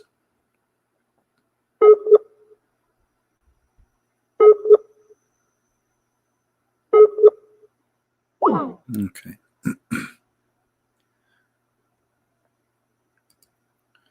You know, if you all those miracles, they are depend in two things. You don't speak Arabic, they can lie to you about translation, and you do not have knowledge in Islam, so you have to accept whatever they say. But reality in front of us, proving that all of this is false.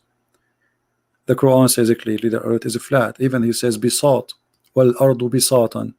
What bisat mean? Carpet. And this is why the Muslims, they have to pray in the direction of the Kaaba. Chapter 71, verse number 19. And the Muslim, they try to cover up, they say, and he made the earth wide spread for you. It doesn't say that. It says bisat. Bisat literally mean carpet. Change the translator. You see, here the game is the game of translation in order to fool you.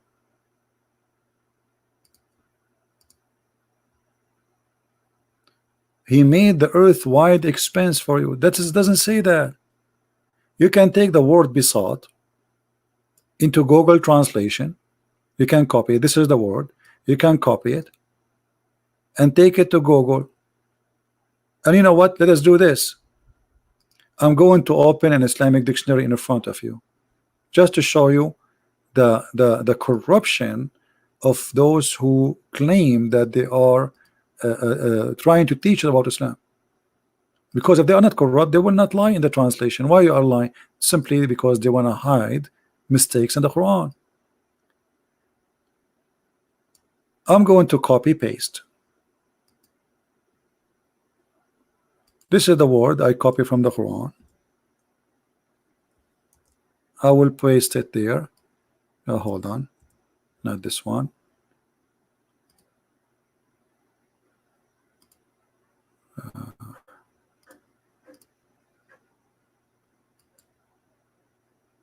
Too many pages open. Here we go. This is the word besought.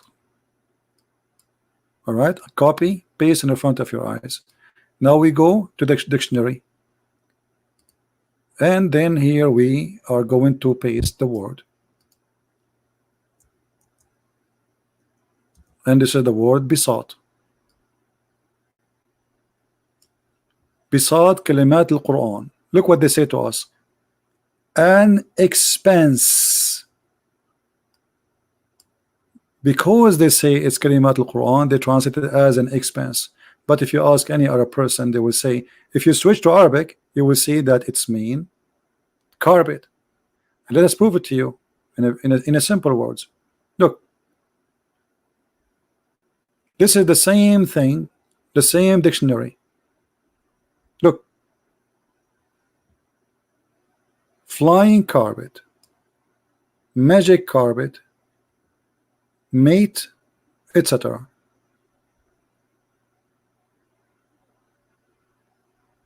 Those are the meaning. But what was the meaning really in the Quran? Does it mean expenses as they claim? Let us see.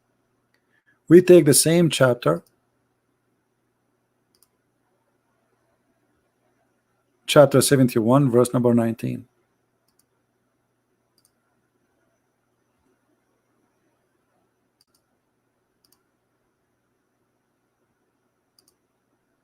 And this is the Muslim interpretation. Do you see it? It's about make it flat like a carpet. Expenses, it's mean he expanded, supposedly. But by the way, the verse doesn't say that word at all. Or what it says besought, which means even the translation here is false. It doesn't say the word flat.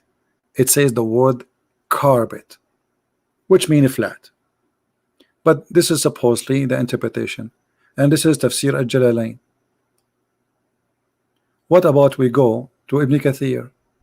Let us see what Ibn Kathir will say. Because maybe Muslim will say, well, we don't like this interpretation. So we go to Ibn Kathir, chapter 71, verse number 19.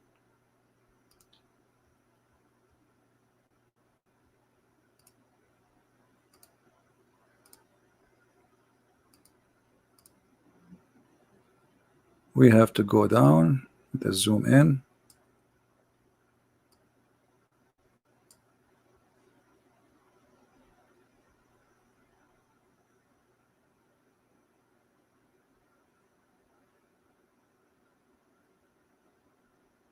Okay, here we go.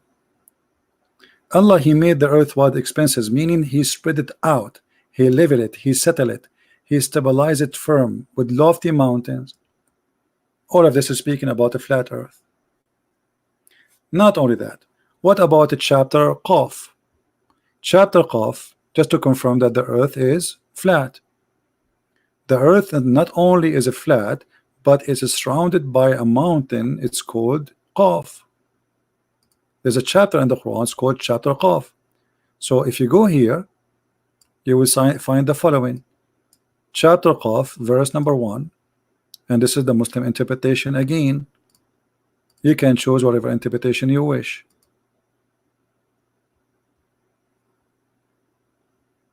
Qaf is an azure mountain surrounding the earth, overlooking the earth. Okay, how the earth can be overlooked by a mountain? Because the earth is a flat, and Allah, he surrounded it by a fence.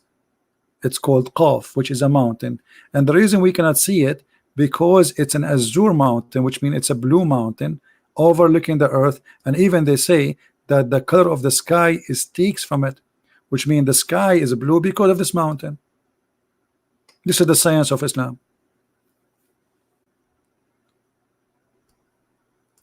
The earth is a flat, mountains placed in the top of the earth, they are not from the earth. Mountain created in a second. Allah, he placed it in the top of the earth so the earth will not move. This is not my words. Nothing of what I said is from me. As you see, all we are showing reference.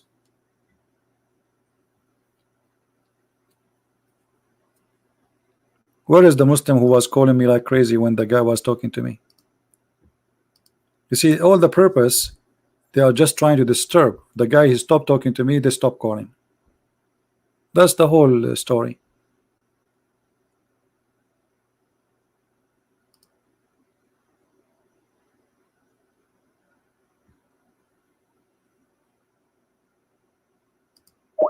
Let us try to call this guy again. Maybe now he will answer.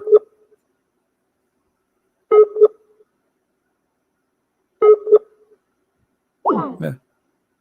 Now he don't want to answer. They do it on purpose. So where is the scientific miracle? And you know, if we find like the first mistake, the second mistake, the third mistake, I mean, which one of them we will forgive Allah with? To be God, but yet he is ignorant, claiming that the sperm coming from the backbone, or what about the sun sit in murky water? So because they are desperately trying to find what it's called science in the Quran, they fabricate and they say things which is stupid. Look at this. Allah created the animals and he described for us what kind of animals he created.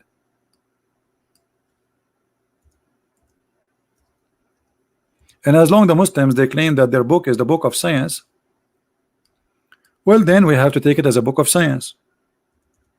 It's your fault, not our fault. You are the one who's saying to us this is a book of science. So whatever Allah says is scientifically must be true, accurate. All right.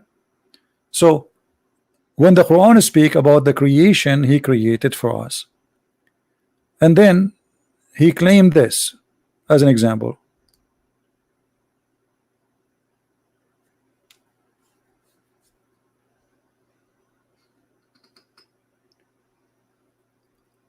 You have an example with the cattle.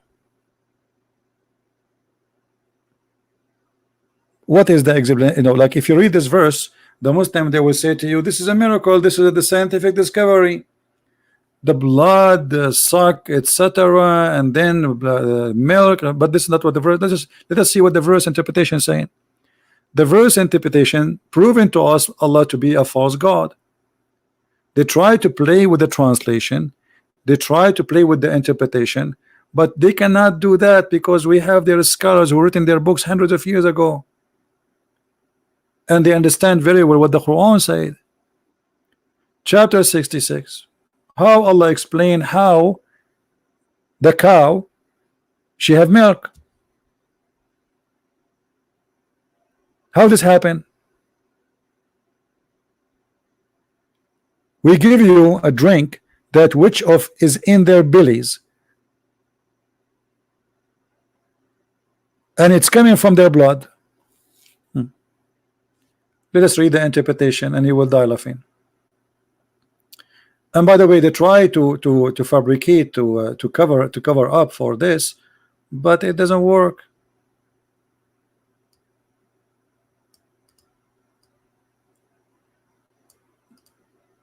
Search Google.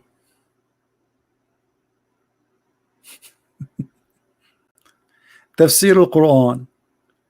Let us open the tafsir in the Quran. All of those are tafsir al-Quran, but I will open this site here, have many tafsir in one page. Okay. Where is the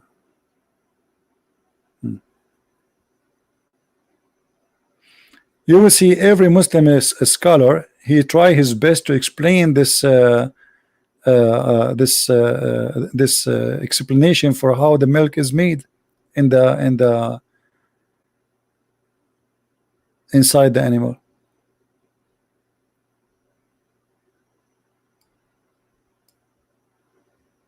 Let us go to English so you understand. I'm just show it to you in Arabic for those who speak Arabic, but let us go to the English.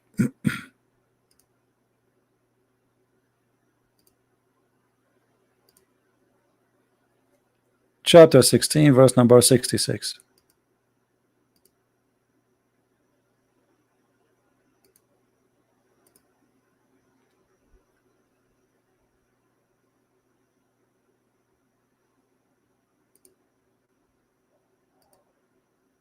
In this website we have only two interpretation in English. One is Ibn Abbas and one is Ibn Jalalain. We can go to Ibn Kathir too until that website open.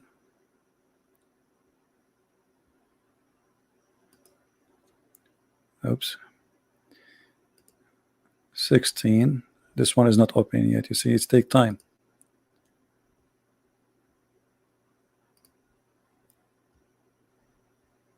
All of this is miracles of Allah.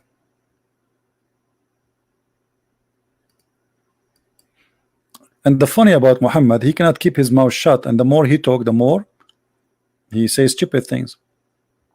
We have made a drink for you out of their belly. So the blood, the milk of the animals, and all animals, they share the same thing. I mean, even a human is the same. I mean, the same mechanism. So according to the Quran, we made a drink for you out of what is in its belly, meaning singular form refer to one cattle, or could refer to the whole species. For cattle are the creatures which provide drink from what is in their belly, and in another ayah, in their bellies. Either way, etc. is possible. Okay, and then he says, from between the extortion and the blood, pure milk, meaning it is free of blood and pure in whiteness, taste and sweetness. It's between excrement and the blood in the belly of the animal, but each of them go in its own way after the food has been fully digested in the stomach. So look at this. This is science. Then blood goes in the vein and the milk goes in the odor. So what the Quran saying that Allah, when the animal he eat, he made the food two things. One become a blood and one become milk. This is what the Quran is saying and not me. Do you see it, Muslims?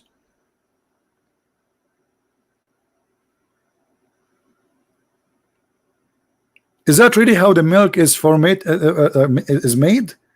The milk is coming from from your stomach, and the animal, the cow, she eat the grass, and then the grass become milk and blood, and then the blood go in the vein and the milk go in the breast.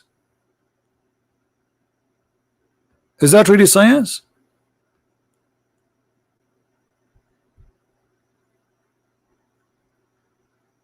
Is it me who's saying that? This is my interpretation.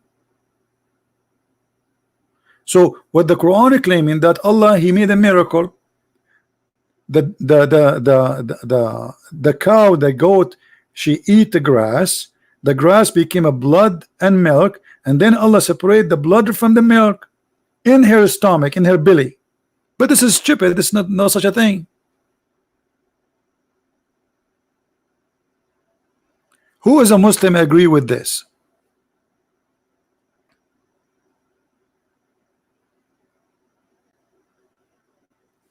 Move the stupid message from the screen. Okay. Move the stupid message from the screen. You put this one? All right. So look at this. So guys, this is wisdom. The goat, she eat grass. The grass transform into blood and milk in the stomach. Read it carefully. This is not my words. This is not my understanding. From between the extortion and the blood, the pure milk, meaning it is a free of a blood and pure of its whiteness, taste and sweetness. It is between excrement and the blood in the belly of the animal, in the belly of the animal, but each of them goes in its own way after the food has been fully digested in its stomach. The blood goes in the vein, the milk goes in the udder, the urine goes in the bladder, the feces goes in the anus, and none of them get mixed together. A miracle of Allah. And this is how Allah, He explained how He made the milk. Who is a Muslim agree with that?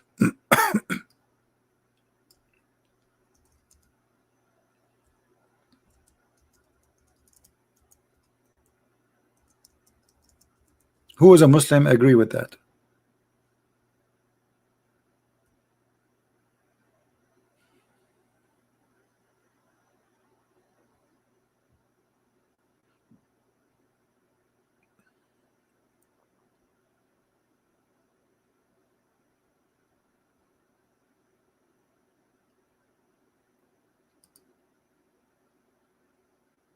Any Muslim?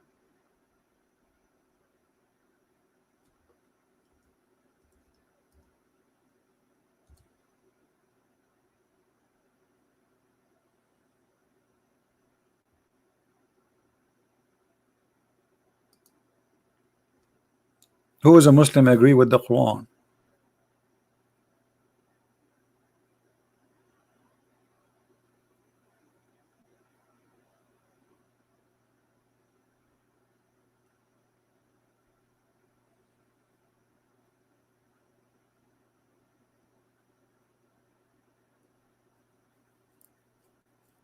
You know, you have tons of articles about this. Anyone?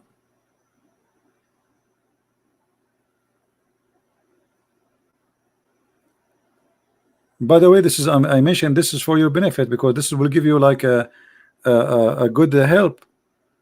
I thought Muslims would get excited, they will call me and they will say, yes, scientists agree with this. Where is the Muslims?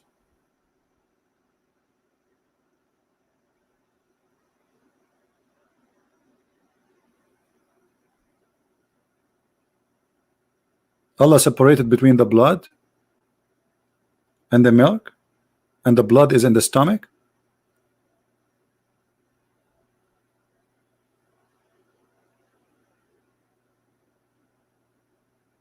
The blood go in the stomach and come from the stomach.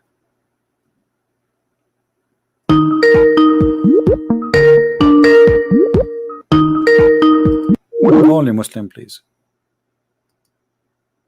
Call you only if you are a Muslim.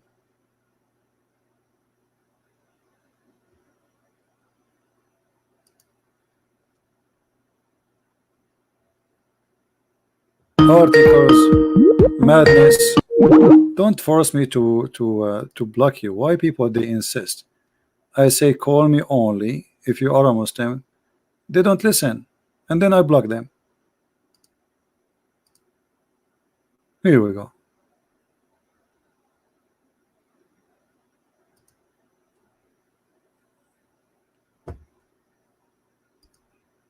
What kind of animals Allah He created? What hold on, the same chapter. Look at this. What the bees eat. According to the Quran, bees they eat fruits and they poop honey.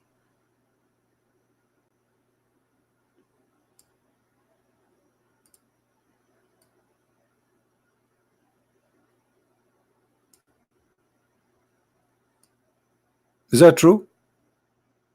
See, this is the wisdom, this is science.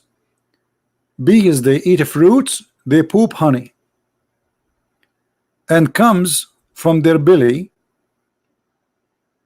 drink.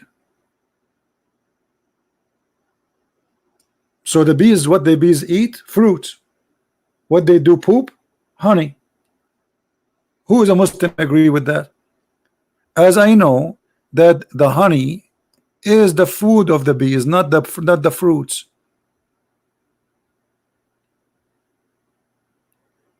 Bees, they go and collect nectar and they bring it back. They don't eat it.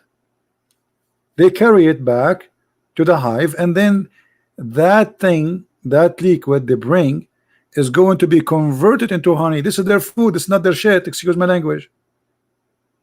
So the Quran is claiming that the bees, they eat fruits, they poop honey.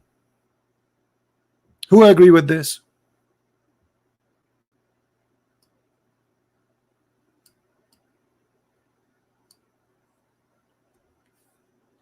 This is the same chapter, chapter 16, verse number 69. So the Quran claim that from the stomach everything come. There's a blood there, and Allah separate between the blood and the milk. The milk, there's a process for the milk. There's nothing is called milk. There's a process to make milk.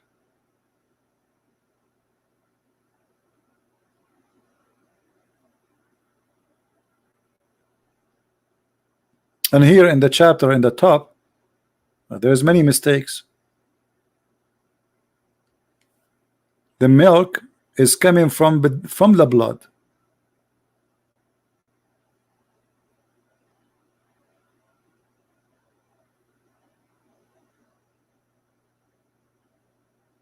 And here another mistake.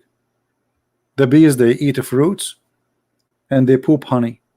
So Muhammad, God, he think that when we eat honey we are just collecting their poop, and this is not the food of the bees, when the fact this is their food. We are literally we are stealing their food.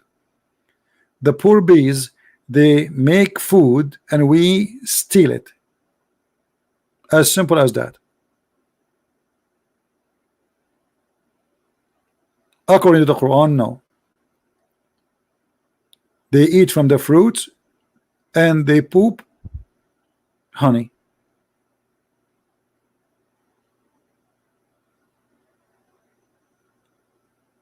Who is a Muslim agree with that?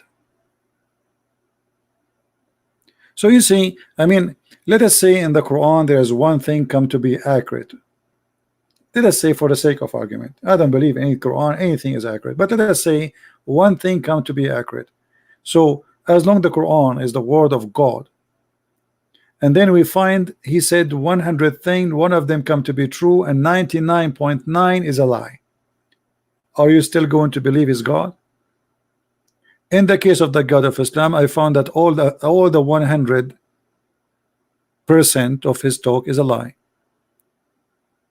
And as you see, he cannot even remember which one he created first. And he think that women have a sperm. I mean, what kind of God he think women have a sperm? Since when women have a sperm? What made Muhammad think that women have a sperm? Muhammad will explain to you. Look at this.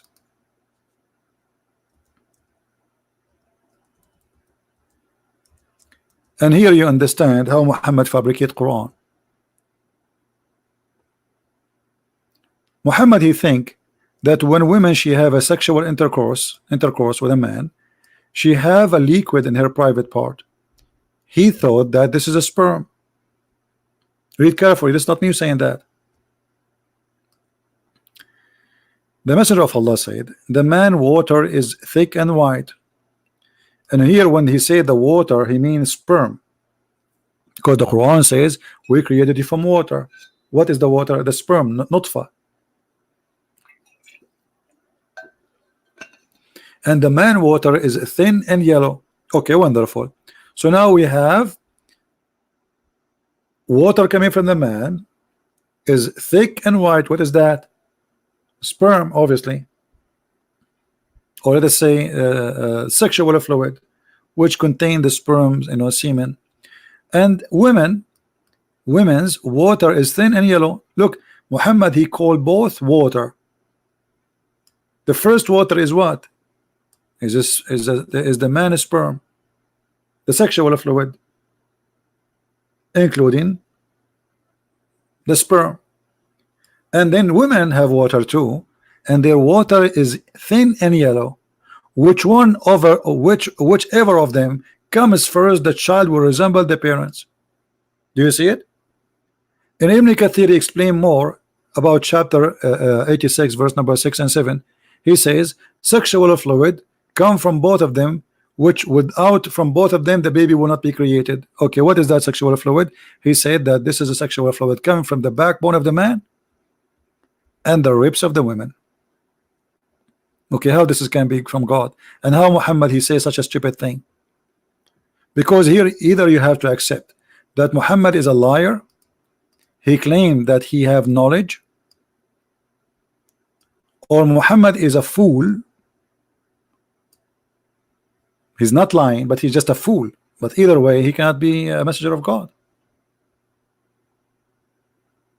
See?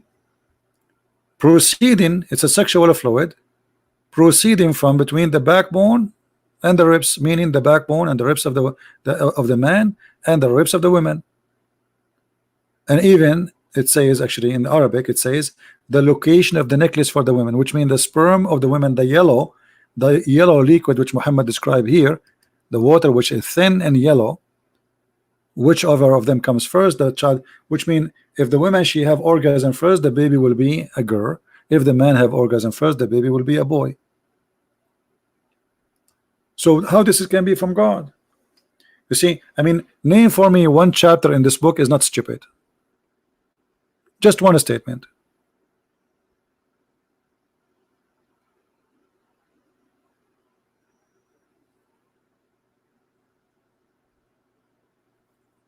Any Muhammadan?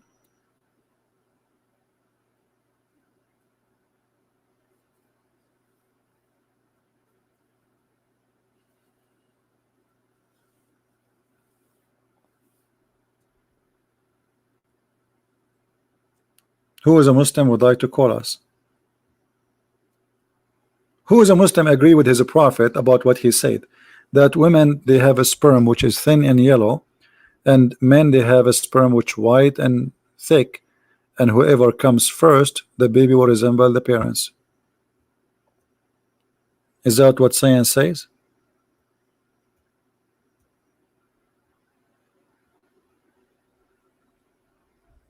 Any Muslim? If you say and if you agree that this is false, then you just agree that Muhammad is fabricating knowledge, claiming knowledge. That means he's a false prophet. Otherwise, prove to us that this is true. Who in the world believe in such a garbage? Women have orgasm or not, that will not have any impact or any change in the baby birth. That's not true. If the woman she have egg, the sperm will fertilize the egg and that's it. It's not about who have orgasm first. And secondly, orgasm of women will make no different. And Muhammad he described the water in the private part of the women as the sexual fluid will cause the baby to be exist. Is that true? Is that what the baby is made from? That's stupid. He think it's a sexual fluid will make the baby.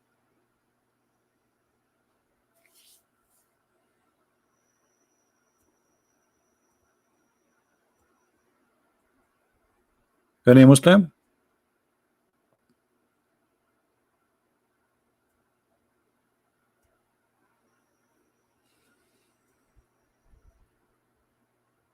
So all those miracles we find day and night Muslims speak about, we find that they are in trouble just to talk about them in our presence. If you don't speak Arabic, you do not know much, you know, they will be happy to tell you stories about the amazing Quran. Quran, brother, is a built-in proof. Built-in. The Quran have built-in proof, brother. Okay, what is the built-in proof? Like what? And by the way, why the women water is thin and yellow, as I've been told by somebody who knows, supposedly they are doctors, etc. They said that women should not have water which is yellow unless you have infection. Why the women water is yellow? This is about sexual infection. Look like Muhammad, he never have sex with a woman. She is healthy.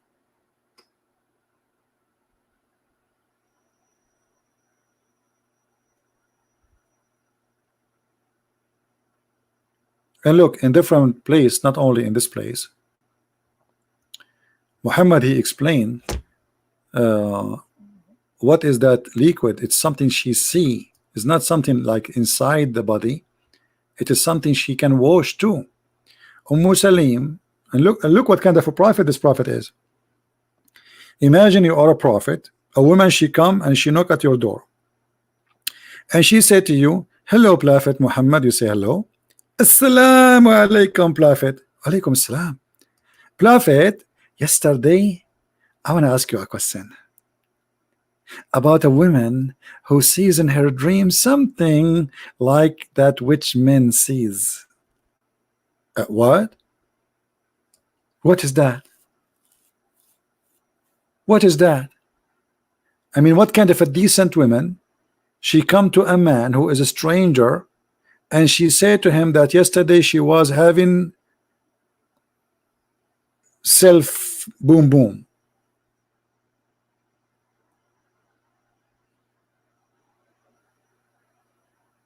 And then the Messenger of Allah said, okay, if she sees that and she has this charge, then she have to perform a bath. Oof. And this is needing a question and answer from the Prophet.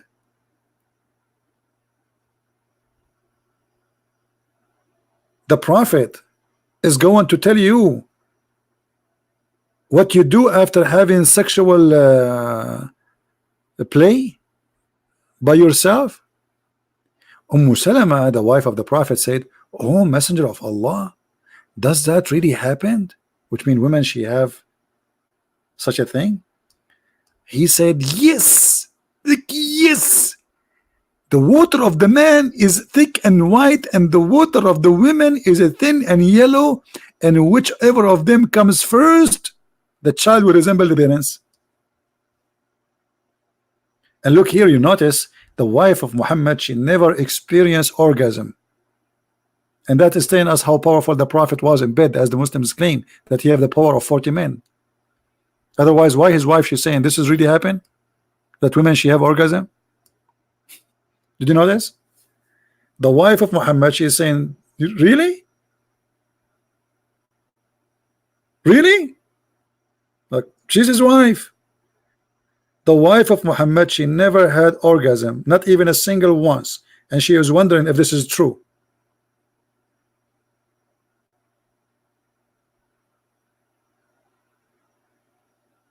The woman who has seen a dream, she have orgasm, and the wife of Muhammad, she could not have it all her life.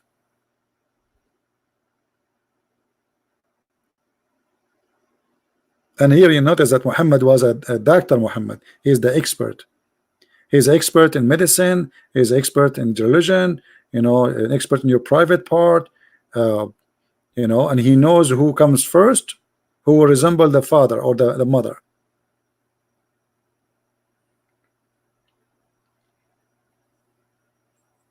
Any Muslim?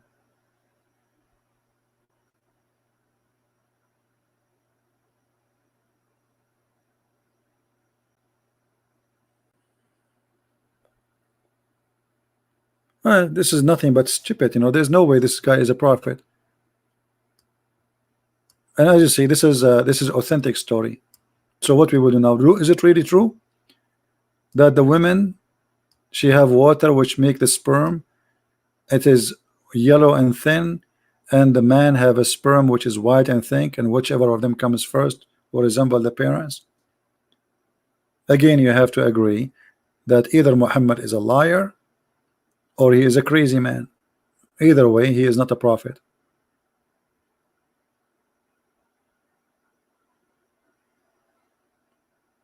You see, because Muhammad, when he speak here, he speak that Allah, he taught him. Like the same as the guy when he asked him, do you know where the sun set? The guy, he said, well, Allah and his messengers know best. You see, Muhammad, the Muslims, they are mushrikeen. They associate the knowledge of God with the knowledge of Muhammad. Muhammad and Allah, they knew not only Allah, no, Muhammad and Allah. So I was sitting behind the Messenger of Allah, and he was riding a donkey while the sun was setting. He asked, do you know where this set? I replied, Allah and his apostle knows best. He said, it's set in a spring of boiling, muddy, dark water. So here either you have to say Muhammad is a liar or is he crazy. Choose one. They give you a headache about science and the Quran. Oh, this is the Quran. The Quran confirmed that in chapter 18, that the sun set in murky water. The Muslim, they try to fabricate answers saying, oh, because now this is exposed. This is exposed actually a long time ago, centuries and centuries ago. So they say, oh, no, no, no, the sun does not sink in murky water. The Quran doesn't say that. The Quran saying it appear as it is sitting in murky. It doesn't. No, my friend, don't lie. Here we go. Your prophet getting you busted. Your prophet getting you busted. The problem with Muhammad, he cannot keep his mouth shut. If Muhammad keep his mouth shut, you Muslims can fabricate as much lies you want to cover up that mistake. But what we can do with the man, he cannot shut up. You see, in the Middle East,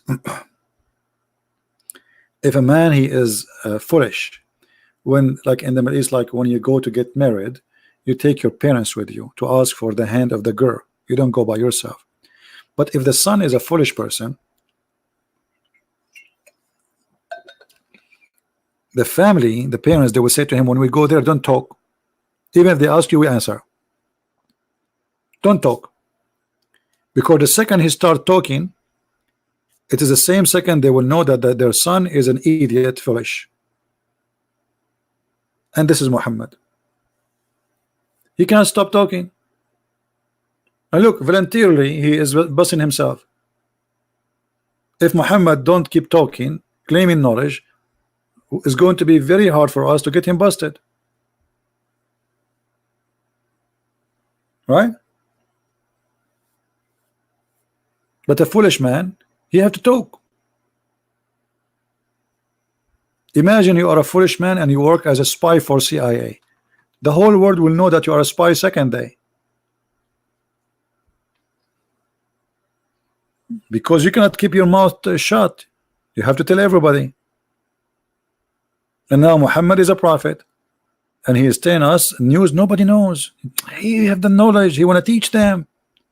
Do you know? He's asking the guy, do you know where the sun set? The guy like, what? For sure I don't know. You are the prophet, not me. Hello? Allah and you knows. Only and you. There's only two people in the world they knew where the sun set. Allah and Muhammad. Isn't it obvious?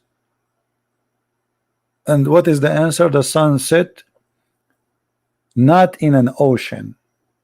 You see, when they try to cover up, they say to you, oh, the sun, it's set in the ocean, so it appears like it's sitting in the ocean. But even the Quran never said the word ocean. The Quran says it's set in a spring of water. The reason for that, because the throne of Allah is over that spring, over the water. It's not an ocean.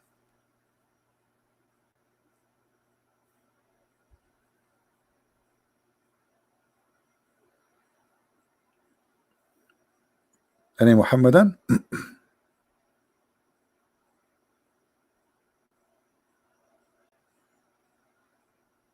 Well, if we have anyone, he can text me in Skype and we can talk to him, no problem.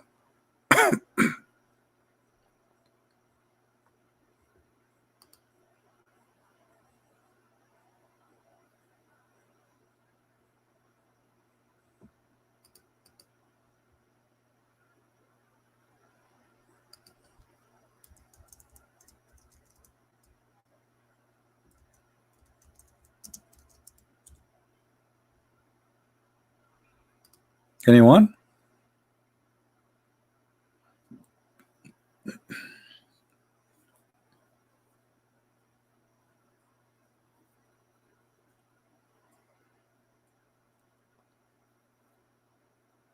And by the way, I was going to tell you a secret about where the moon set, but I said to myself, why I want to share it with you for free? I think you guys, you have to pay for that. I was really thinking to tell you to share this information which nobody knows, where the moon set. But you know what? We are friends. I will share with you. Okay? The moon set every day. I don't know if really I should say that. I'm afraid that the CIA will kidnap me before I share the information. It can change the whole balance between powers in the earth. The Russian, they will use it against the American maybe. And Mr. Kim Jong-jin from Korea, he might use my knowledge now. I think I'm not going to share that with you. Sorry. I have to hide it.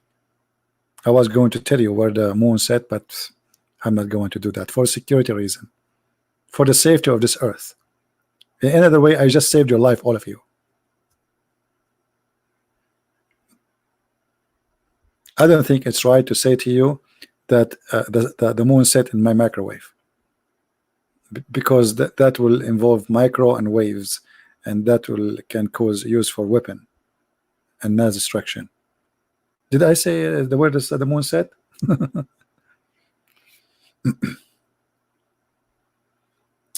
Any Abdul?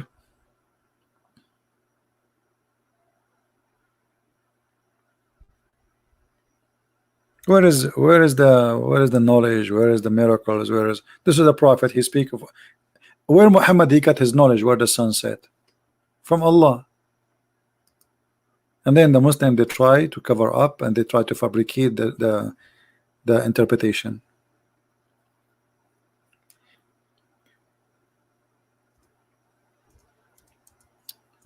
And the story in the Quran says clearly that the one who found how the sun set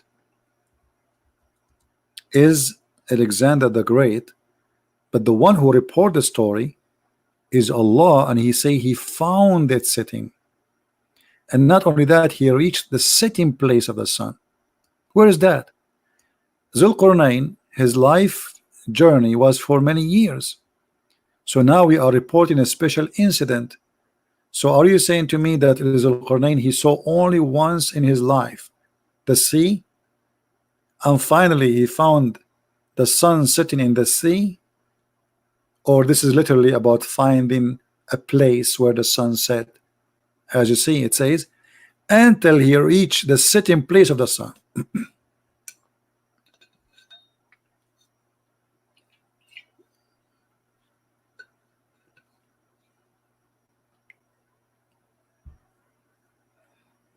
Anyone?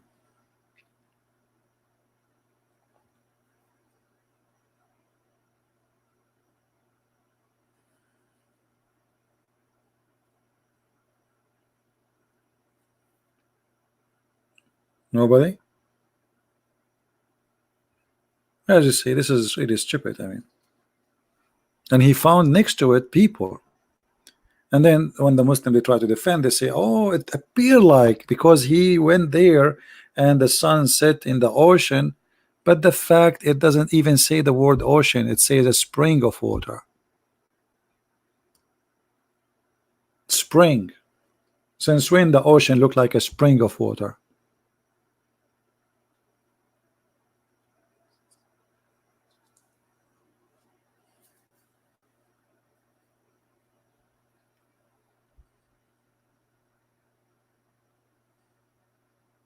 Anyone?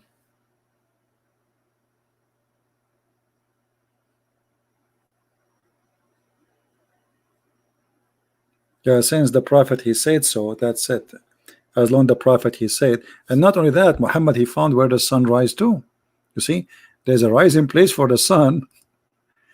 To make the story more stupid, not only he found where the sun set, he found the rising place of the sun. You see it? So now he changed his course, he changed his road, and then he reached place where the sun's rise. Place. He keep walking, and then he found where the sun rise. The place where it rise. How you can cover this one too? Do I need to go anywhere? He found it rising on people. Like, what the heck? The sun rise everywhere, my friend. The sun set everywhere, because simply there's no setting, there's no rising. It's the earth going around itself. I can stay here in my chair until tomorrow, and the sun will rise without me going anywhere, and I will see it from my window.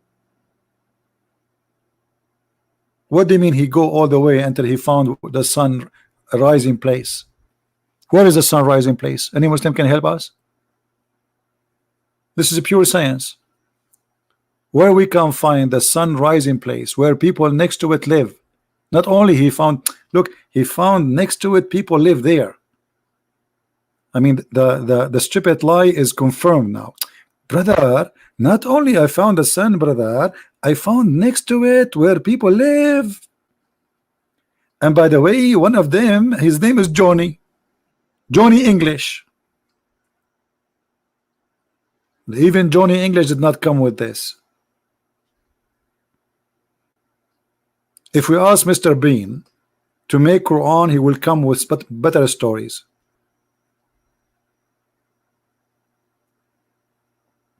And then, by the way, those people there are stupid. They understand nothing. Look, they understand nothing. Look. Till when we came between two mountains, he found upon there either a side of folk who they understand nothing. They don't understand the saying. They are stupid. And then suddenly those who understand nothing, they said to him, O Zul Qurnain, build for us a dam between us and Gog and Magog. Like, what the heck? A second ago they were stupid, they didn't understand nothing. A second after, they are teaching the Prophet of Allah what to do. How they understand nothing? If you say understand nothing, mean he don't speak the same language, or you say they are stupid. Either way, how they told him to build a dam? They don't speak the language. Either they don't speak the language or they are stupid. Which one? And then the brother, he built for them a dam between creatures. They are called people of Gog and Magog. People of Gog and Magog, they are not like us. Each one of them, he is so good in sex to the point before he die, he will make 1,000 baby. Yes, brother. And they have a huge ear. They sleep inside it like a tent. They are not a human like us, brother. Gog and Magog.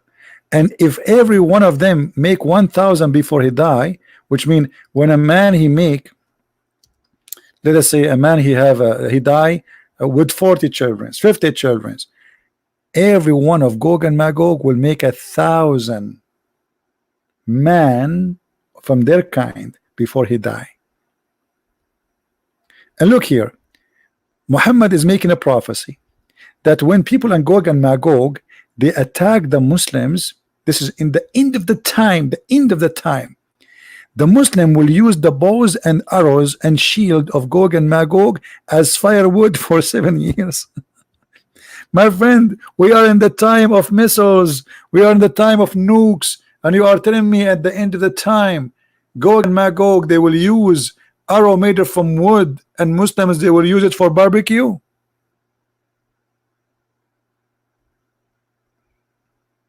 This is the end of the time? Even John Wick, he come with better. And supposedly Gog and Magog, every day they try to dig in the dam which is built by Zulqarnain, the man with the two horns. Do you remember why Zulqarnain is called Zulqarnain? What Zulqarnain mean? Who remember? Who remember what Zulqarnain mean?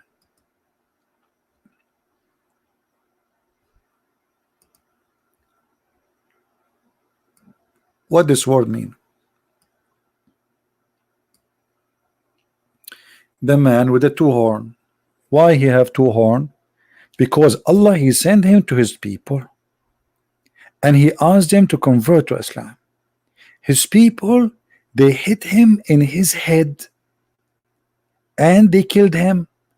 And this is how, and Allah, he touched that place, and that place grow as horn, and this is how he got the first horn, and Allah raised him from death, and then Allah sent him back again to his people, and again they hit him in the other side of his head, and he got the second horn, and Allah called him Zulqarnain, the man with the two horns. True story. In the Middle East we have a lot of people, they have two horns already. If you ask the Muslims what is the name of this guy, they don't know.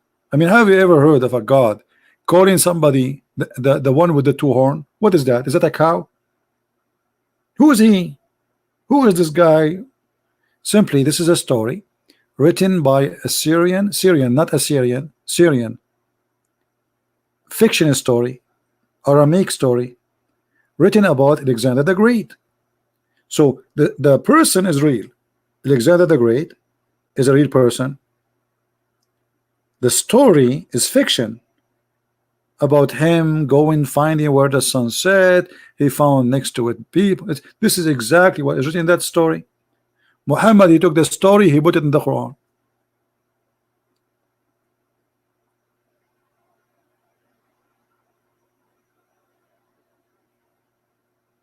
No, Gog and Magog in the Quran, it's about people, not location.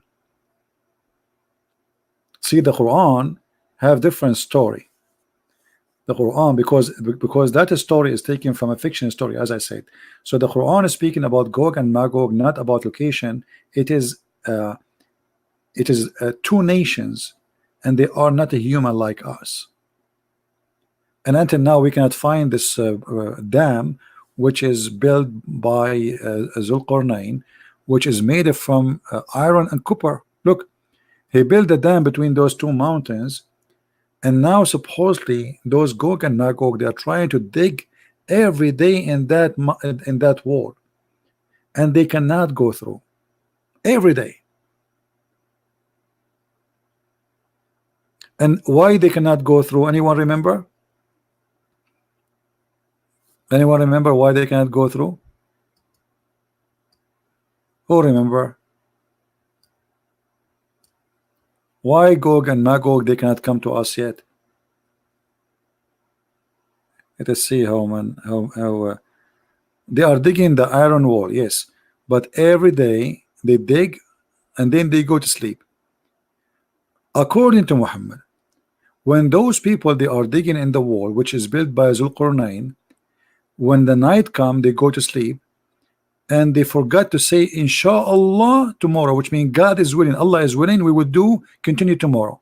And because they forgot to say inshallah, Allah, he blocked that hole which they dig all day long. They come the second morning, they found it blocked. Subhanallah. So one day the leader of them, he will say that word, he will say inshallah tomorrow we will do it, continue. And when they come in the second day, they will find that hole they digged is not blocked again by Allah. Do you see it? Amazing, isn't it? All those stories about Zulqarnain and Gog and Magog, prophecies of Muhammad.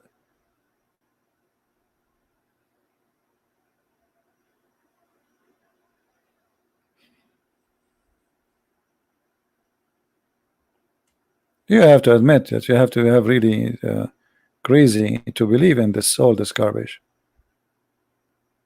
All of this prophecy, Muhammad prophesying. Look at the percentage of Gog and Magog and the percentage of Muslims. Read carefully.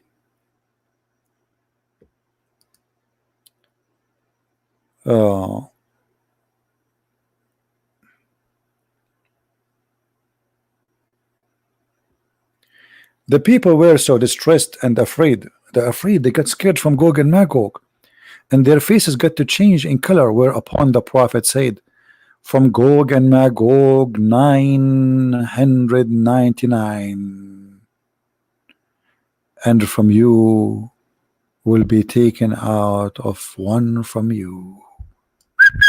Mean. What do you think, Muslims?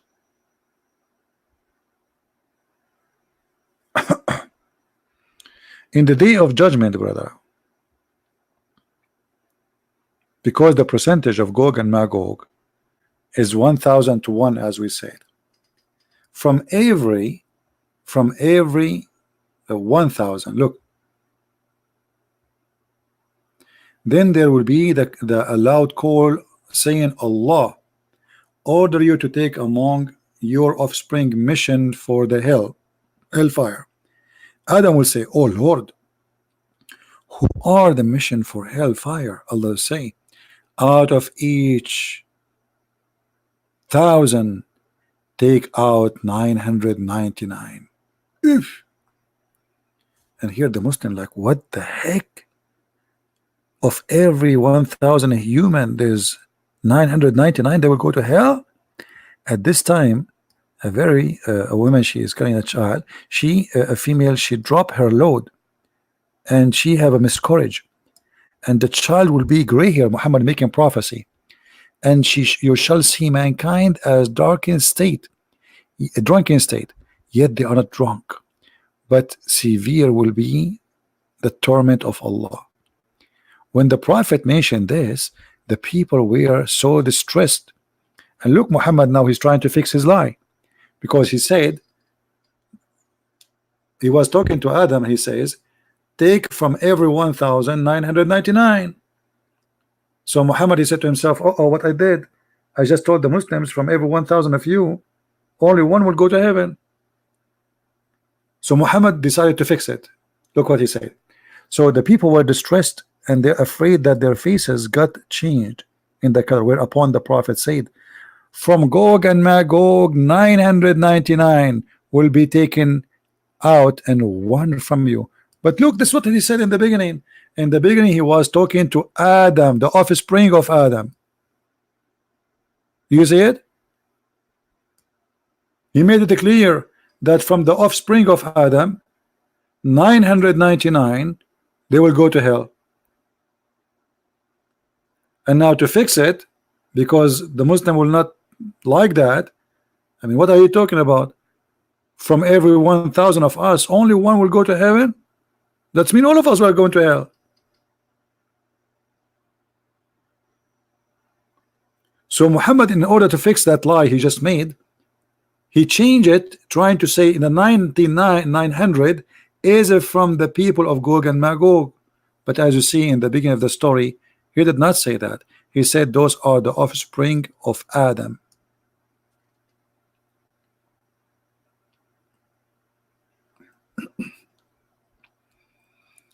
Any Abdul? All right, look like we are out of Abdul. Don't forget to download the video, guys. We are going to, as usual, we don't keep the videos there. Download them, cut them pieces, do whatever you want with them, and let everybody laugh at this crazy, stupid lies they say to us, that Quran proven, Quran have a lot of proofs, Quran is preserved, Quran is scientific, all the madness we hear, which is absolutely false.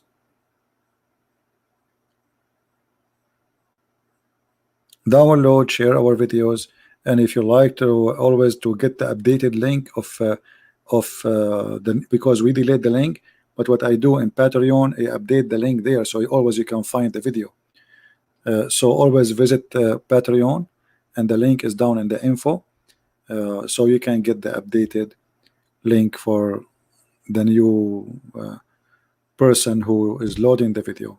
This is what I do every time before I delete. I take one of you, I choose one of you, and I try always to, you know, to choose randomly, and usually the first one who download the video and post it is going to be usually the first to post his link in my Patreon, so people, they click in it and they go there to watch the video. All right. Yeah, and the new channel, I'm just really busy, but anyway, the new channel is going to be like, you know, it's just for us to talk about things in life, nothing about me as a person, but it's about experience and things maybe we'll learn from traveling. You know, I've been around the world, many cities, many countries, and actually I need to do some maintenance for my teeth. So I'm thinking to go somewhere. In America, dentist is extremely expensive. I mean, they rip you off. It's like, but you better you know, you better let your teeth fly before you go to the clinic. So I might go to a different country to fix them, and maybe I will use that channel too to do either live broadcast or I'll post videos from where I am located, so you guys can share with me my travel experience. So soon I'm going to post that link for you where you can find my update where I'm going. And this is what happened to you when you still have teeth. Man, they hurt. See what happened? And in USA, they really hurt a lot. They really hurt a lot. I mean, they hurt you a lot more than normal teeth, because the dentist here, he rip you really off. It's not only enough the pain of your teeth, here you will have the pain of the bills, which usually you can't really afford. You know, you can search right now in 2 seconds how much it costs to fix your teeth in USA. You will be astonished. All right.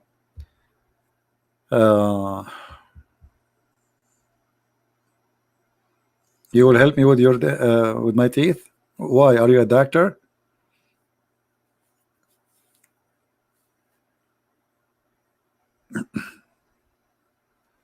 They are not bad in prices. Where, Lisa?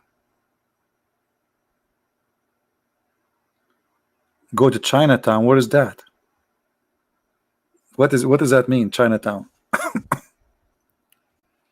Dentist is a dentist. Are you going to take me to the barber shop? In the Middle East, in some poor area, the barber shop is the one who fixes your teeth. He tie it into a rope and he ordered the donkey to run. Right? Yeah, Philippine, you know, we will see. We will see. It will be updated. Don't worry. I'm going to post, as I said, the link will be for you always to be updated. I will post videos there to update you. And it's going to be fun actually to have a channel which is not about the religion. It's just, you know, for the friends. I have many friends here, many people who I love and they love me, and I know for sure of that. So those who care, they will be always you know, watching that channel, and we can share together. Who is here from the Philippines? How many of you from the Philippines? And the Philippines now is getting more expensive. It's not like before. Rent is expensive, you know. It's not really. Thank you, Carolina.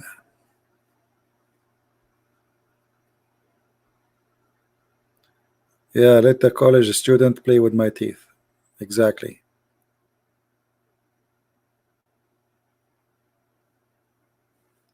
Davao. I've been in Davao. Indonesia. What's up? What I would do? What's up?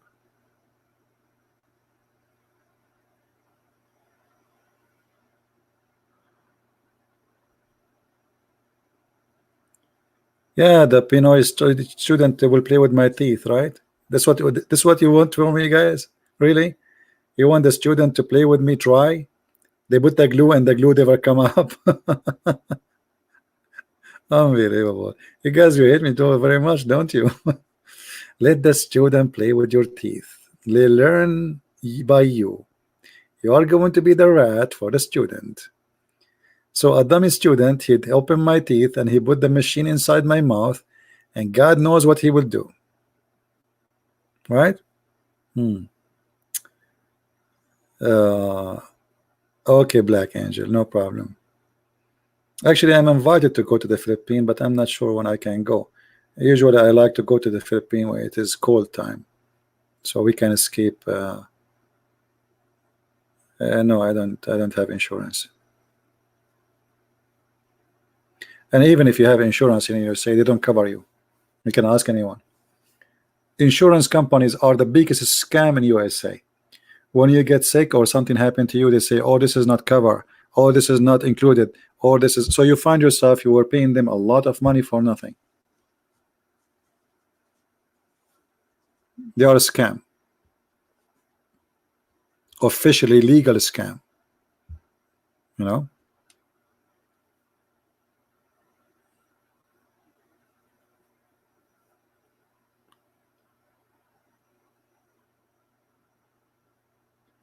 Yeah, exactly. Student, look what Andy said. Student, they close their eyes when they are working. Especially if it's a girl, first time she practiced that, she's scared. So she will close her eyes and she will be working in my teeth.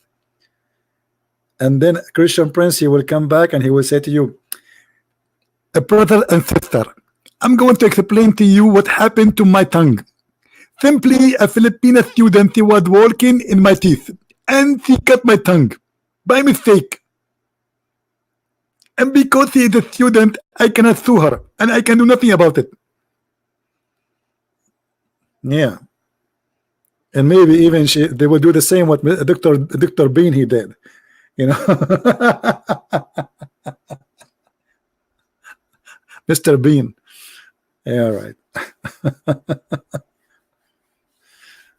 Yeah, they would do that too, right? Oh boy.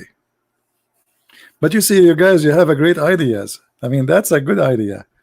Yeah, you know, a student, he can see what happened to you when you are not a rich person. And life is different. Today I was working before I opened my the broadcast. I was fixing the plumbing in my kitchen, and man, it's fun.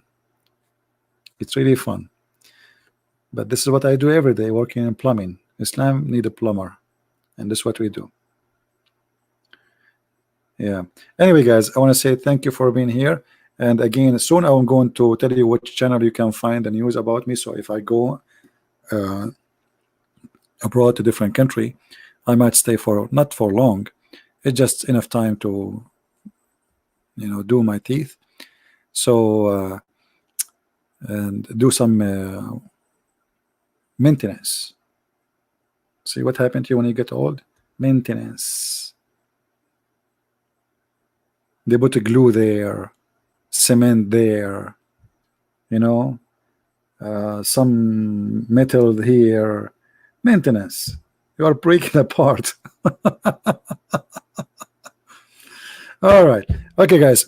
Thank you very much for being here. May the Lord bless you all. And until we see you soon again, Christ is Lord, Islam is false. And thank you for being with us. Take care.